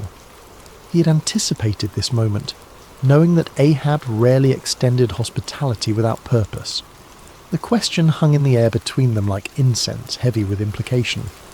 "Ramoth-Gilead has indeed been a source of contention," Jehoshaphat replied diplomatically. "What do you propose?" Ahab's smile was that of a merchant who senses a favourable negotiation. "I propose that we go up together against Ramoth-Gilead. Your army combined with mine would be formidable. We could restore the city to Israel and share in the glory of victory." The words were carefully chosen, appealing to both practical strategy and Jehoshaphat's sense of brotherhood among the tribes of Israel. Yet Jehoshaphat had not survived as king by making hasty decisions. His reign had been marked by careful consultation with the Lord, and he would not abandon that practice now. "I am as you are," Jehoshaphat responded slowly. "My people as your people, my horses as your horses. If the Lord wills it, we shall stand together in battle." He paused, his next words carrying the weight of true conviction. "But first let us inquire of the Lord." Ahab's smile faltered slightly. In his eagerness for military glory, he had hoped to avoid the complications that divine consultation might bring. Yet he could hardly refuse such a reasonable request from a potential ally, especially one whose righteousness was renowned throughout the region. "Of course," Ahab agreed, though his tone lacked enthusiasm. "Let us seek the word of the Lord."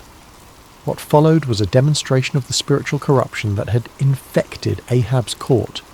The king summoned his prophets, all 400 of them, men who wore the garments of holiness, but whose hearts served earthly masters. They came in a great procession, their robes flowing and their voices raised in what appeared to be spiritual fervour. These were not true prophets of the Lord, though they claimed his name. They were court prophets, men who understood that their continued prosperity depended upon telling the king what he wished to hear. Their prophecies were crafted not in the secret place of prayer, but in the calculating chambers of political expediency. As the prophets assembled in the courtyard before the two kings, their spokesman stepped forward. His name was Zedekiah, son of Chenaanah, a man whose pride matched his ambition, and whose hatred for true prophets would soon be revealed in violent fashion. "Hear the word of the Lord," Zedekiah proclaimed, his voice carrying across the courtyard with theatrical intensity. "Go up to Ramoth-Gilead and prosper, for the Lord will deliver it into the hand of the king." The 400 prophets took up the cry with orchestrated precision, their voices creating a chorus of false assurance. "Go up to Ramoth-Gilead and prosper. The Lord will deliver it into the hand of the king." Some of the prophets had even prepared visual aids for their performance. They danced and shouted, waving swords and spears, creating a spectacle that would have been impressive to any observer unfamiliar with the ways of true prophecy. The din was tremendous, the enthusiasm seemingly genuine, and the message exactly what Ahab longed to hear. Yet as Jehoshaphat watched this display, his spirit grew troubled. Something about the performance felt hollow, manufactured. These men spoke with one voice, but it was not the voice of the Lord that Jehoshaphat knew from his own times of prayer and seeking. There was no cost to their prophecy, no challenge to the king's desires, no hint of the divine complexity that marked true encounters with the Almighty. As the prophets continued their enthusiastic proclamations, Jehoshaphat raised his hand for silence. The courtyard gradually quieted, though the echo of their shouts seemed to linger in the air like smoke from a dying fire. "Is there not here a prophet of the Lord besides these?" Jehoshaphat asked carefully, "that we might inquire of him?" The question fell like a stone into still water, sending ripples of discomfort through the assembly. Ahab's face darkened, and several of the court prophets exchanged meaningful glances. They all knew there was indeed another prophet, one whose very existence was a thorn in the flesh of everyone present. Ahab's response came through gritted teeth, his voice barely concealing his irritation. "There is still one man, Micaiah the son of Imlah, by whom we may inquire of the Lord.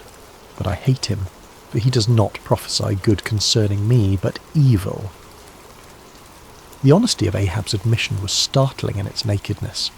Here was a king openly declaring his hatred for a prophet based not on any moral failing or false prophecy, but simply because the man refused to tell him what he wanted to hear. It was a moment that revealed the true spiritual state of Israel's leadership. Jehoshaphat, ever the diplomat, sought to smooth over the awkward moment. "Let not the king say such things," he replied gently, though his words carried a subtle rebuke. Ahab realized he had revealed too much of his heart. With visible effort he composed himself and called for one of his officers. "Bring Micaiah the son of Imlah quickly," he commanded, though his tone suggested he would rather summon a plague upon his house. As the officer hurried away on his grim errand, the two kings settled in to wait. The 400 prophets remained in the courtyard, their earlier enthusiasm now tempered by the knowledge that their unanimous voice was about to be challenged by a single man they both feared and despised. The sun continued its relentless journey across the sky, and in the distance the sound of the officer's horse could be heard galloping toward the place where truth dwelt in isolation, where a forgotten prophet waited in the shadows of his integrity. The horse's hooves struck the dusty road with rhythmic precision as the king's officer rode toward the humble dwelling where Micaiah made his home.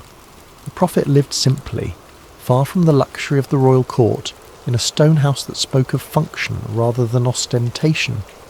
Here, away from the corrupting influence of political power, dwelt a man who had chosen faithfulness over favour, truth over comfort.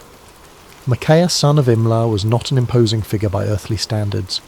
Of average height and lean build, he bore the weathered appearance of one who had walked through many storms.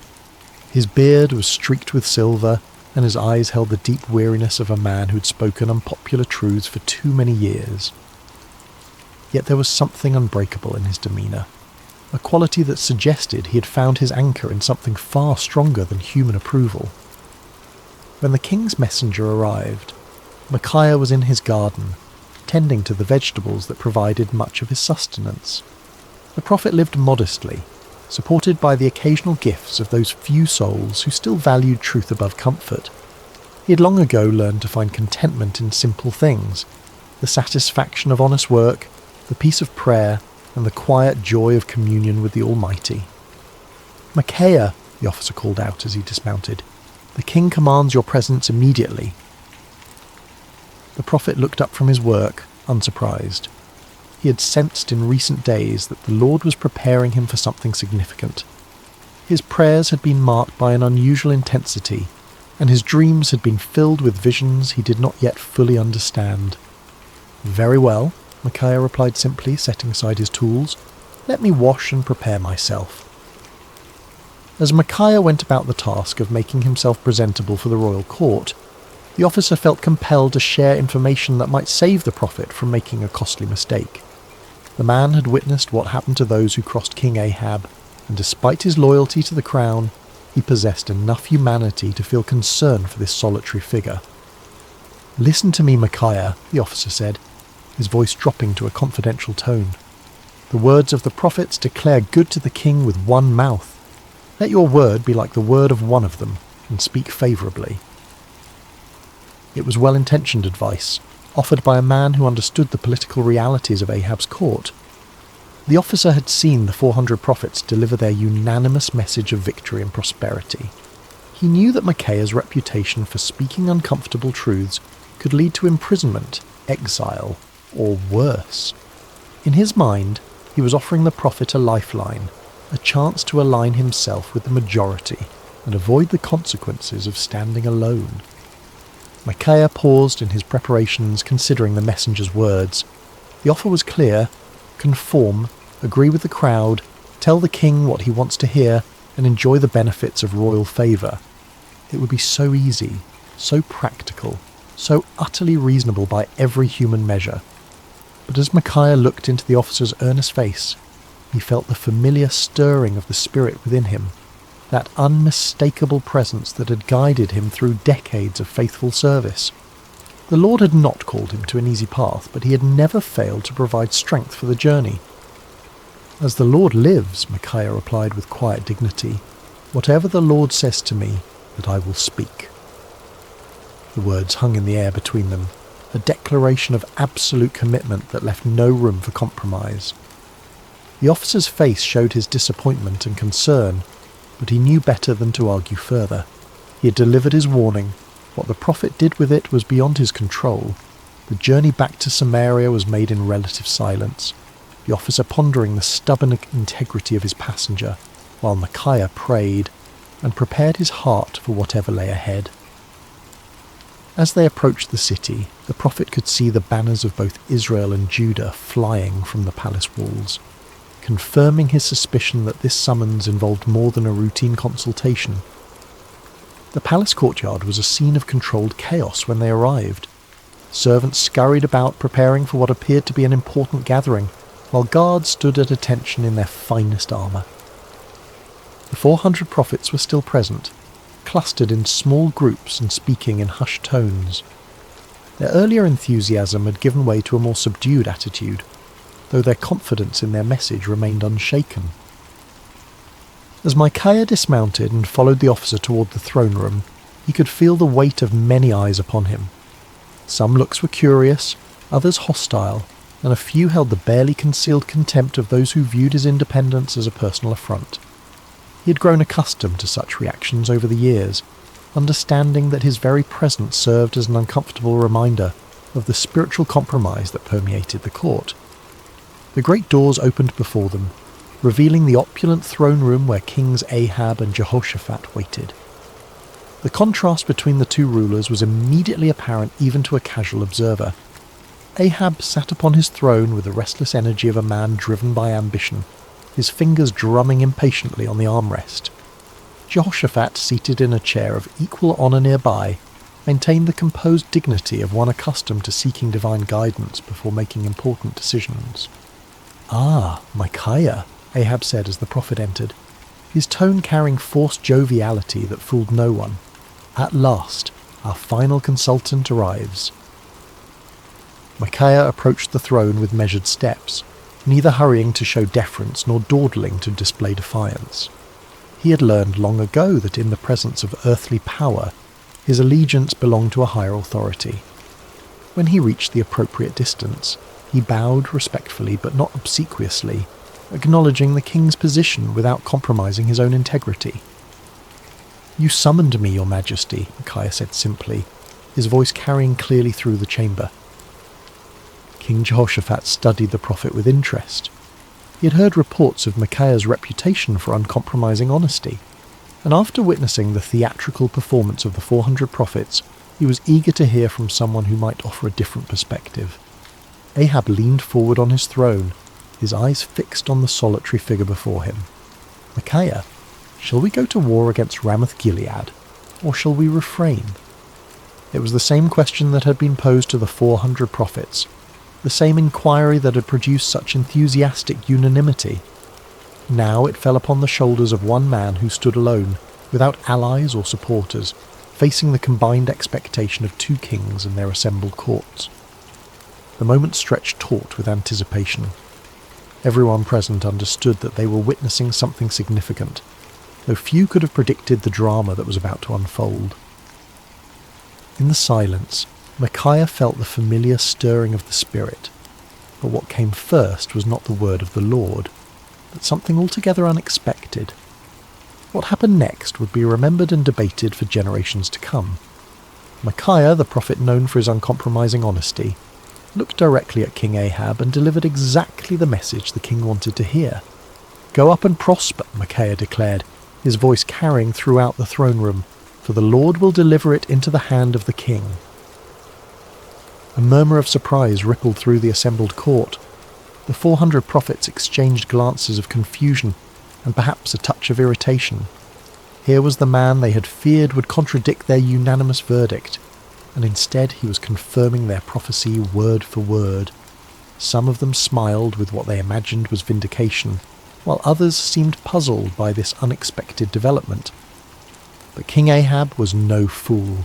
Despite his many moral failings, he had known Micaiah for years, had heard his prophecies of judgment and warning countless times. Never once had the prophet told him what he wanted to hear. Never once had Micaiah's words aligned so perfectly with royal desires. The king's eyes narrowed as he studied the prophet's face, searching for the truth behind this suspicious compliance. There was something in Micaiah's tone, a subtle quality that suggested layers beneath the surface of his words.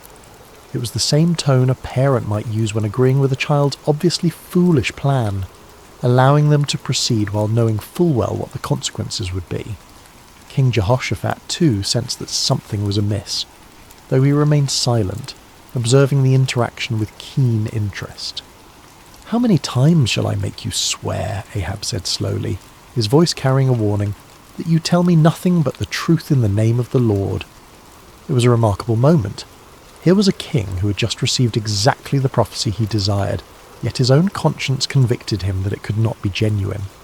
Ahab understood Micaiah well enough to know that such easy agreement was completely out of character. In demanding the truth, the king was inadvertently acknowledging that he recognized the difference between authentic prophecy and the comfortable lies he typically preferred. Micaiah stood silent for a moment, and those watching could see a visible change come over him. The sardonic expression faded from his face, replaced by the solemn countenance of one who was about to deliver a message from the throne room of heaven. When he spoke again, his voice carried a different quality altogether, the unmistakable authority of divine revelation. "I saw all Israel scattered on the hills like sheep that have no shepherd," Micaiah began, his words falling like stones into the sudden silence. "And the Lord said, 'These have no master. Let each return to his house in peace.'" The impact of these words was immediate and devastating.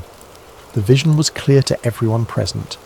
Israel would be defeated, their army scattered, and their king would not return from battle.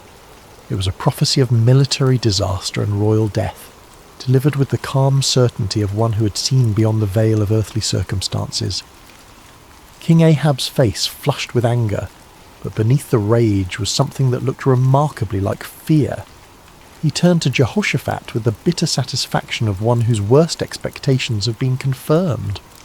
"Did I not tell you," Ahab said, his voice heavy with frustration, "that he would not prophesy good concerning me, but evil?"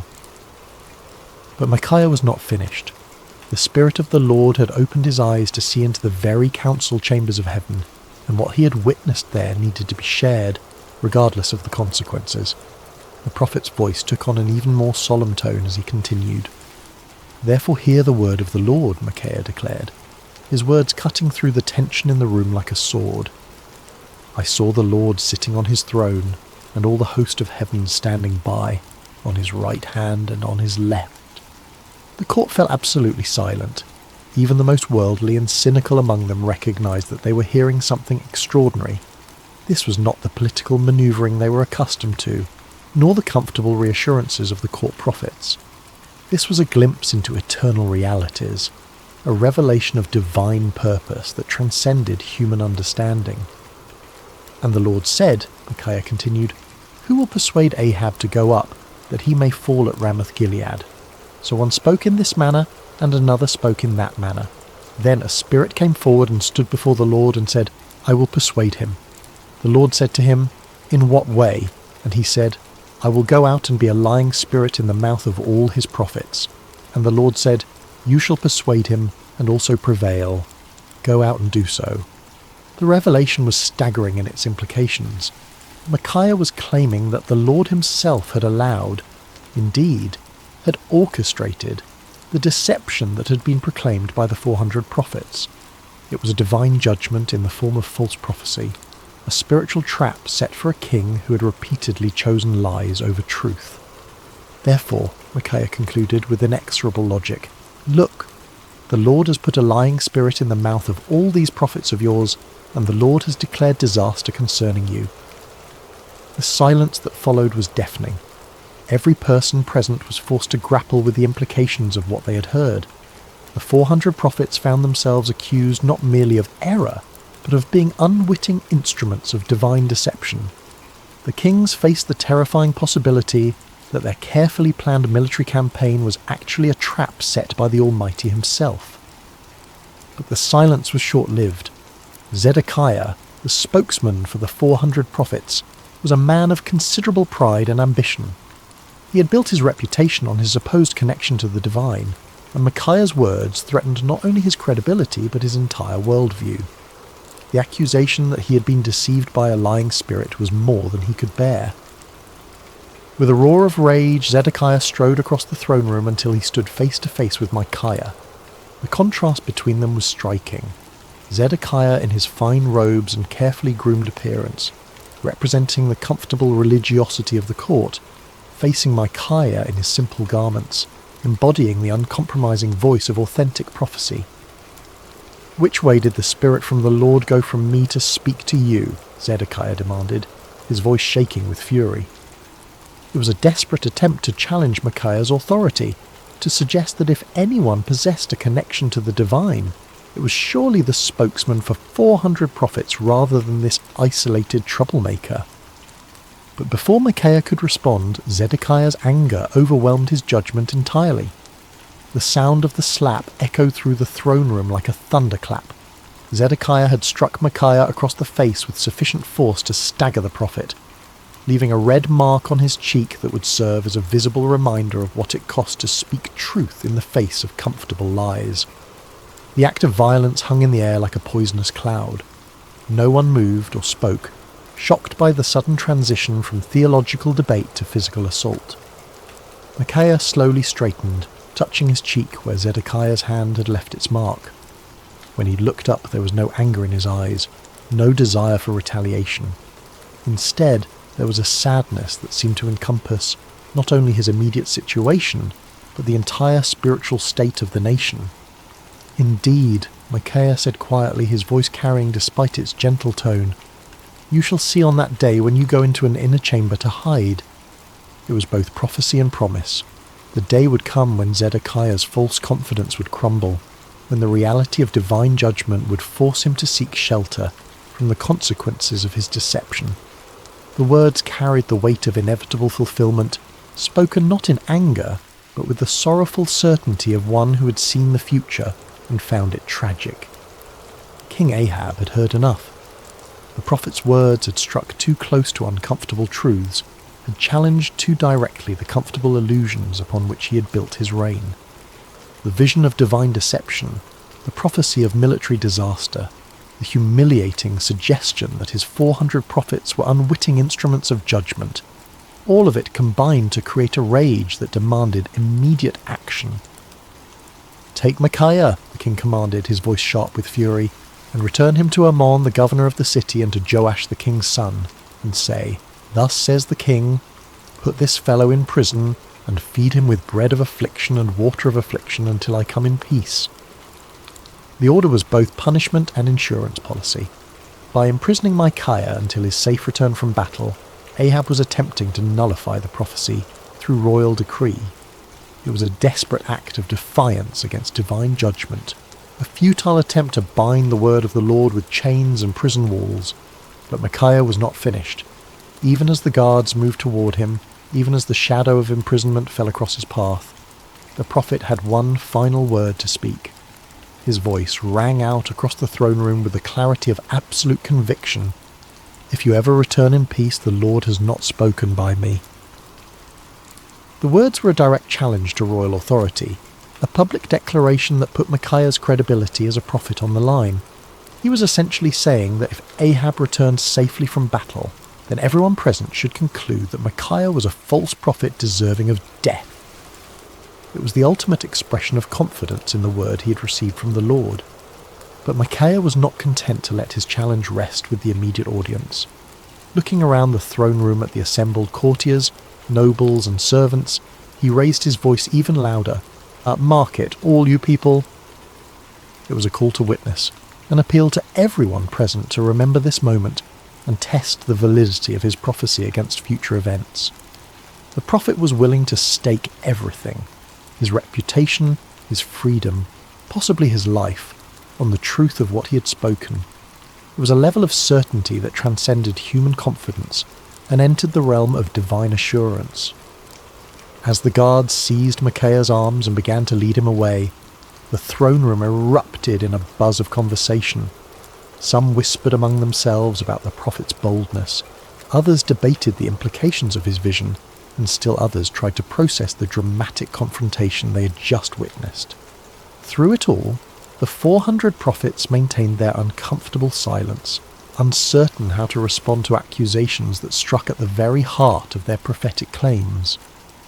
King Jehoshaphat watched the proceedings with deep concern. The righteous king of Judah had requested divine counsel, and what he had received was a prophecy that directly contradicted his military plans and predicted disaster for his ally. Yet something in Micaiah's bearing, some quality of authentic conviction, made it impossible to dismiss his words as the ravings of a madman or the spite of a disgruntled prophet. As Micaiah was led away, his footsteps echoing through the palace corridors, he felt no bitterness toward his captors or self-pity for his situation. He had spoken the word of the Lord faithfully, regardless of the consequences, and that obedience brought a peace that transcended his circumstances. The prison cell that awaited him might confine his body, but his spirit remained free, anchored in the unshakable certainty that he had been faithful to his calling. The cell where Micaiah was imprisoned was a far cry from the luxury of the royal court. Built of rough stone with a small barred window that provided minimal light, it was designed for punishment rather than comfort. The bread of affliction and water of affliction promised by the king proved to be exactly that, meagre rations calculated to sustain life while providing a constant reminder of a royal displeasure. Yet in that dark cell, Micaiah found something that had eluded him in the freedom of his simple home, absolute clarity about his purpose and calling. Stripped of all earthly comforts and securities, he was forced to rely entirely upon his relationship with the Lord. In the long hours of solitude, he prayed not for deliverance but for continued faithfulness, not for vindication, but for grace to endure whatever lay ahead. Meanwhile, preparations for war continued with increasing intensity. King Ahab threw himself into military planning with the fervour of a man trying to drown out unwelcome voices of conscience. He consulted with his generals, inspected his troops, and made elaborate arrangements for what he was determined would be a glorious victory. The prophecy of the 400 court prophets was repeated frequently, as if constant repetition could somehow make it more reliable. King Jehoshaphat, however, found himself deeply troubled by the day's events. The contrast between the theatrical unanimity of the 400 prophets and Micaiah's stark authenticity had left him with serious doubts about the wisdom of the planned campaign. Yet he had given his word to stand with Ahab, and the political implications of backing out now were significant. As the day of departure approached, Ahab made one final attempt to circumvent the prophecy that haunted his thoughts. If the word of the Lord through Micaiah was true, then King Ahab was destined to die in battle. But perhaps, the king reasoned, he could outwit divine judgment through human cleverness. "I will disguise myself and go into battle," Ahab announced to his commanders, "but you put on your robes." It was a cunning plan. By dressing as an ordinary soldier while Jehoshaphat wore royal garments, Ahab hoped to deceive the enemy about his identity and location. If the Syrians could not identify him as the king of Israel, perhaps he could survive the battle and prove Micaiah wrong. It was the kind of tactical thinking that had served Ahab well in political manoeuvring. But he was about to discover that divine judgment operates by different rules than human conflict. The morning of battle dawned clear and bright, with a gentle breeze that carried the scent of wildflowers across the plains surrounding Ramoth Gilead. It seemed an unlikely day for the fulfillment of prophecy, too beautiful for the tragic events that were about to unfold. The armies of Israel and Judah had assembled in impressive formation, their banners flying proudly in the morning air, their weapons gleaming in the sunlight. King Ahab, disguised as a common soldier, moved among his troops with nervous energy. His royal armour had been replaced with the simple leather and bronze of an ordinary warrior, and his distinctive crown was nowhere to be seen. To any casual observer, he appeared to be merely another commander preparing for battle, yet those closest to him could sense his underlying anxiety, the tension of a man who was trying to outrun a divine decree. King Jehoshaphat, meanwhile, wore his royal robes with obvious reluctance. The righteous king of Judah had agreed to this deception as part of their military strategy, but his conscience troubled him.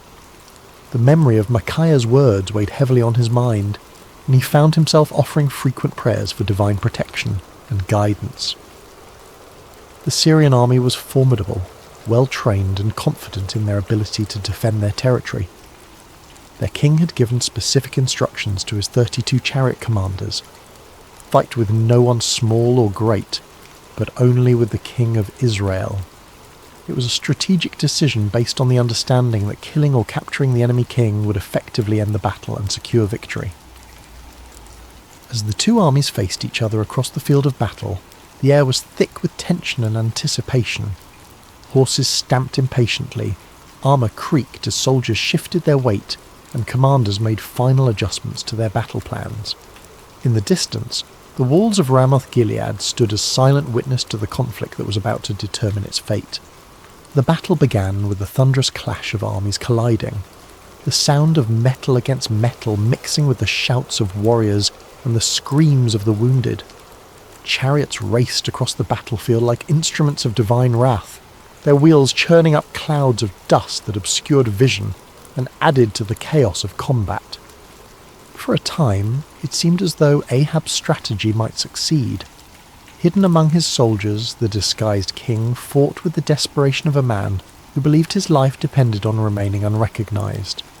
His years of military experience served him well as he wielded sword and spear with deadly efficiency, contributing to the initial success of the Israelite forces. But the Syrian chariot commanders were not easily deceived. When they spotted King Jehoshaphat in his royal robes, they immediately assumed they had found their primary target. A group of them converged on the king of Judah with deadly intent, their chariots cutting through the battle lines like ships through stormy seas.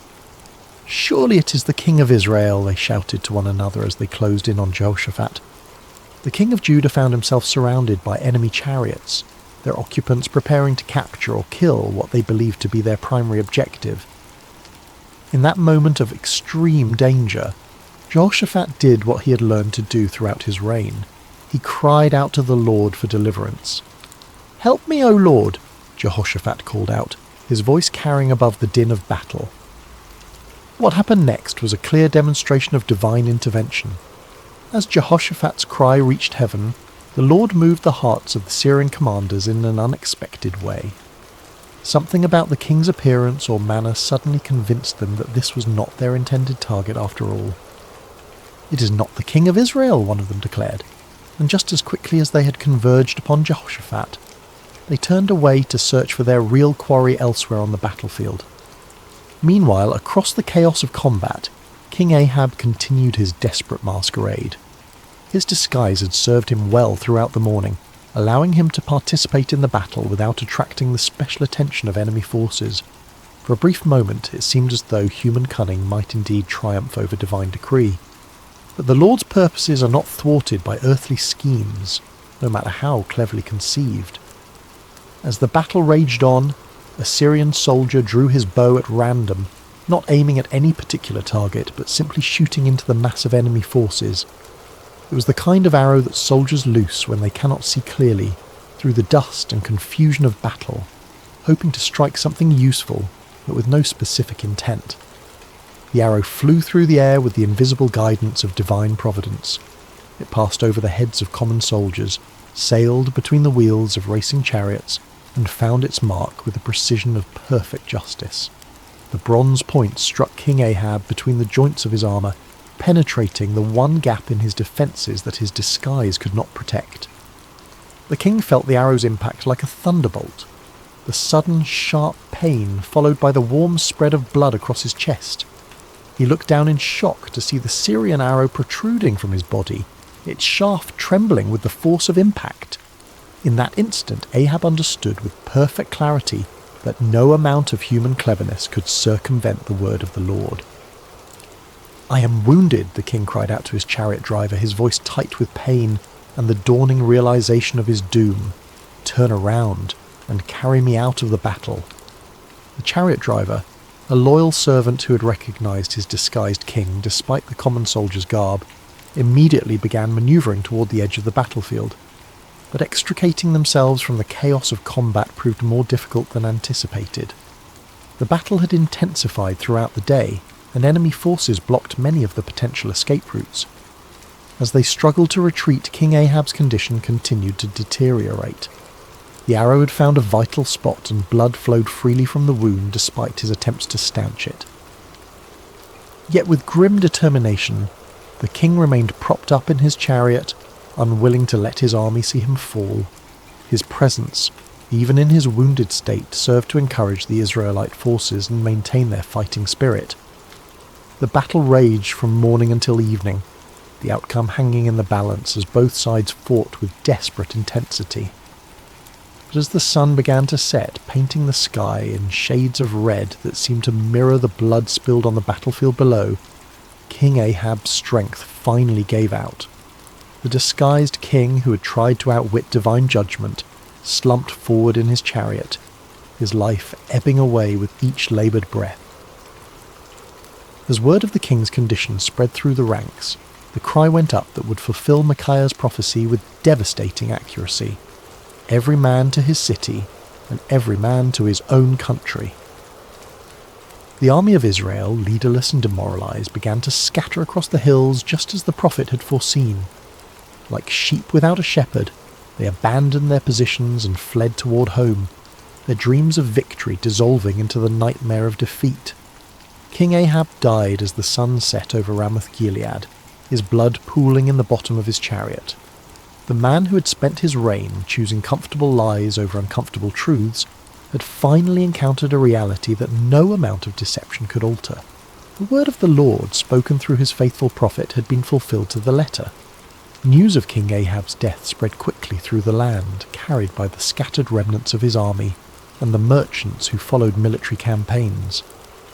In the palace at Samaria, the reaction was one of stunned disbelief. The 400 prophets who had proclaimed certain victory found themselves facing a crisis of credibility that would haunt them for the rest of their lives.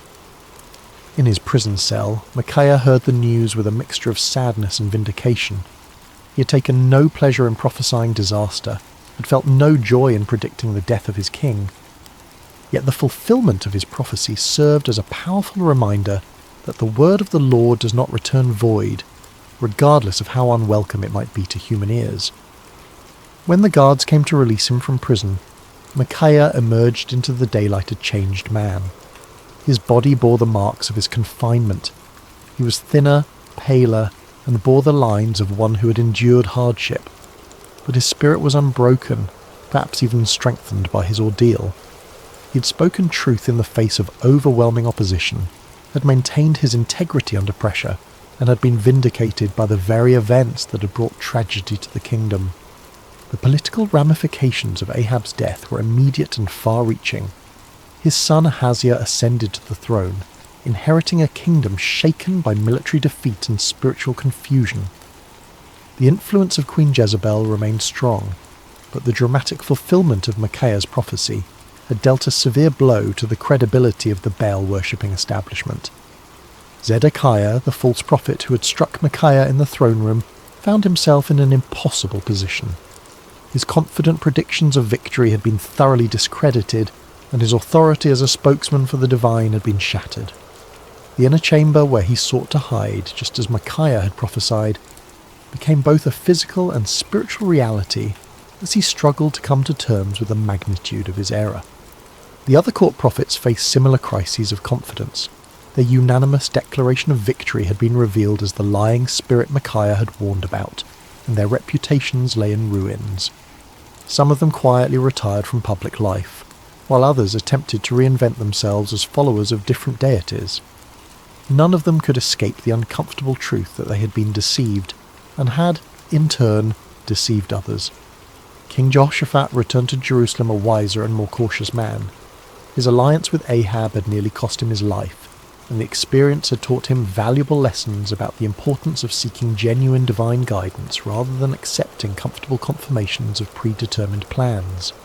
The prophet Jehu, son of Hanani, met him upon his return with words of rebuke for his alliance with the ungodly king, but also with recognition that the Lord had delivered him from the consequences of his poor judgment.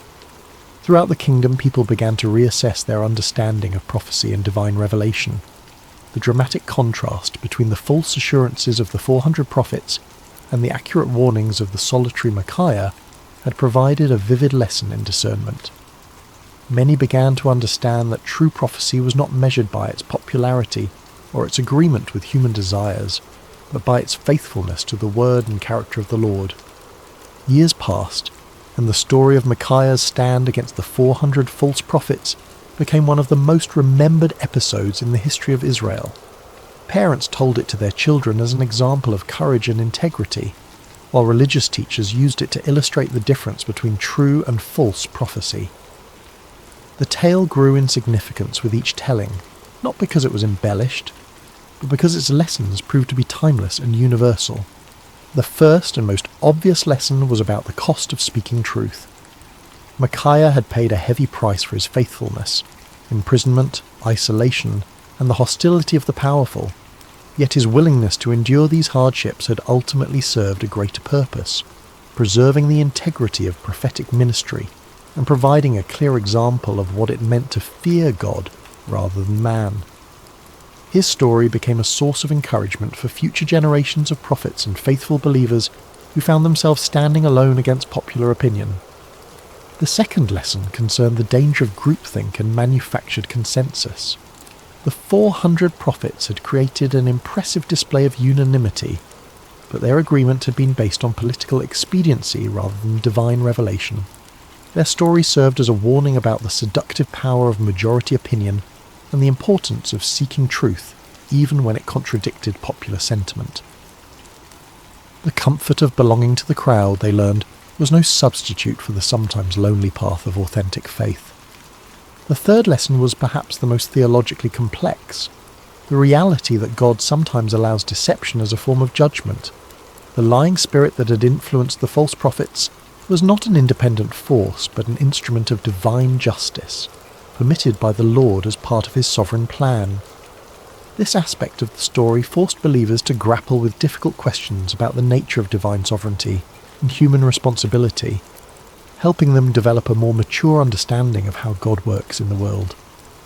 The fourth lesson focused on the importance of discernment in spiritual matters. King Jehoshaphat's initial uneasiness with the 400 prophets had been a manifestation of spiritual discernment, a recognition that something was amiss despite the impressive display of consensus. His request for a prophet of the Lord had demonstrated the value of seeking authentic divine guidance, rather than accepting convenient confirmations of predetermined plans. The fifth lesson was about the ultimate futility of human schemes when they oppose divine purposes. King Ahab's elaborate disguise had been a clever attempt to circumvent prophecy through human ingenuity, but it had proven utterly useless against the sovereign will of the Lord. The random arrow that found its mark had served as a powerful reminder that God's purposes will be accomplished regardless of human attempts to thwart them. As the years passed and the kingdom of Israel continued its spiritual decline, the story of Micaiah took on additional significance. It became a benchmark against which other prophets and prophecies were measured, a reminder of what authentic faithfulness looked like in the face of opposition. When Elijah stood alone against the prophets of Baal on Mount Carmel, people remembered Micaiah's solitary stand. When Jeremiah faced persecution for his unpopular messages, the example of Micaiah's courage provided encouragement and precedent. The story also served as a cautionary tale for those in positions of authority. King Ahab's admission that he hated Micaiah because the prophet never spoke favourably about him had revealed the dangerous tendency of leaders to surround themselves with yes men rather than truthful counsellors. Future kings and officials who heard the story were challenged to examine their own relationships with advisors and to consider whether they were seeking truth or merely confirmation of their existing beliefs. In the quiet of his later years, Micaiah often reflected on that pivotal day when he had stood alone before 2 kings and 400 false prophets. The physical scars from his imprisonment had faded, but the spiritual impact of his experience continued to shape his understanding of his calling and his relationship with the Lord. The prophet had learned that faithfulness was not measured by immediate results, but by obedience to divine instruction.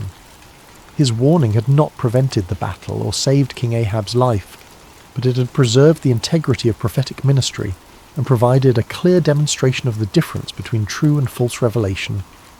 Sometimes, he realized, the greatest victories were won not through changing circumstances, but through maintaining faithfulness in the midst of difficult circumstances. Micaiah had also discovered that standing alone was not the same as being alone. In his prison cell, deprived of human companionship and comfort, he had experienced a deeper intimacy with the Lord than he had ever known before. The isolation that had seemed like punishment had actually become a pathway to greater spiritual understanding and strength. He had learned that the approval of the crowd was a poor substitute for the approval of the Almighty. The prophet had come to understand that his role was not to be popular, but to be faithful, not to tell people what they wanted to hear, but to speak what the Lord had given him to say. This understanding had freed him from the burden of trying to manage people's reactions to his messages, and had allowed him to focus entirely on the sacred responsibility of accurate communication of divine truth. The peace that came from this clarity of purpose was worth more than all the royal favour he might have gained through compromise. As news of Micaiah's faithfulness spread beyond the borders of Israel, his story began to influence other nations and cultures. Foreign dignitaries who visited the kingdom often asked to hear the account of the prophet who had stood against 400 false prophets and accurately predicted the death of a king. The story became a testament to the power of truth and the importance of moral courage, inspiring people of various backgrounds to examine their own commitments to integrity and faithfulness. The story also had a profound impact on the understanding of prophecy itself.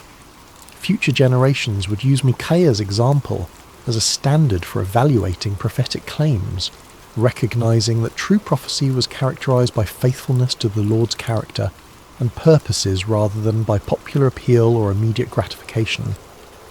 The account helped establish criteria for distinguishing between authentic divine revelation and human manipulation disguised as spiritual authority. In the broader context of Israel's history, Micaiah's stand represented a crucial moment in the preservation of true worship and authentic faith. At a time when the kingdom was sliding towards spiritual apostasy, his unwavering commitment to truth served as a beacon of hope for those who still sought to follow the Lord with integrity. His example encouraged other faithful believers to maintain their convictions even when they seemed to be in the minority. The story of Micaiah also served as a bridge between the ministries of the earlier prophets like Elijah and later ones like Jeremiah and Ezekiel. His experience of standing alone against popular opinion and suffering for his faithfulness would be echoed in the lives of many subsequent prophets who faced similar challenges. The patterns of persecution, vindication, and ultimate triumph that characterized his story became recurring themes in the ongoing narrative of God's relationship with his people. As we reach the end of Micaiah's story, we find ourselves confronted with questions that transcend the ancient world and speak directly to our modern hearts. In an age of social media echo chambers and manufactured consensus, the prophet's example challenges us to examine our own commitment to truth and our willingness to stand alone when necessary. The 400 false prophets of Micaiah's day have their counterparts in every generation. Those who tell us what we want to hear rather than what we need to hear, who offer comfortable lies instead of challenging truths. The temptation to join the crowd, to find safety in numbers, to seek approval rather than accuracy, remains as strong today as it was in ancient Israel. Micaiah's courage reminds us that faithfulness is not a group activity, but an individual responsibility. Each of us must decide whether we will speak truth or remain silent, whether we will stand for what is right or compromise for what is convenient. The prophet's example shows us that the path of integrity is often lonely, but it is never walked alone by those who trust in the Lord. The story also challenges us to examine our own relationship with authority and our tendency to surround ourselves with people who confirm our existing beliefs rather than challenging us to grow. Like King Ahab, we may find ourselves preferring the comfort of familiar lies to the discomfort of unfamiliar truths. Micaiah's example calls us to seek out voices that speak with authenticity, rather than those that merely echo our own opinions. Perhaps most importantly, the story of Micaiah reminds us that truth has a way of prevailing in the end, even when it seems overwhelmed by opposition. The prophet's vindication did not come immediately, and it came at great personal cost, but it came nonetheless.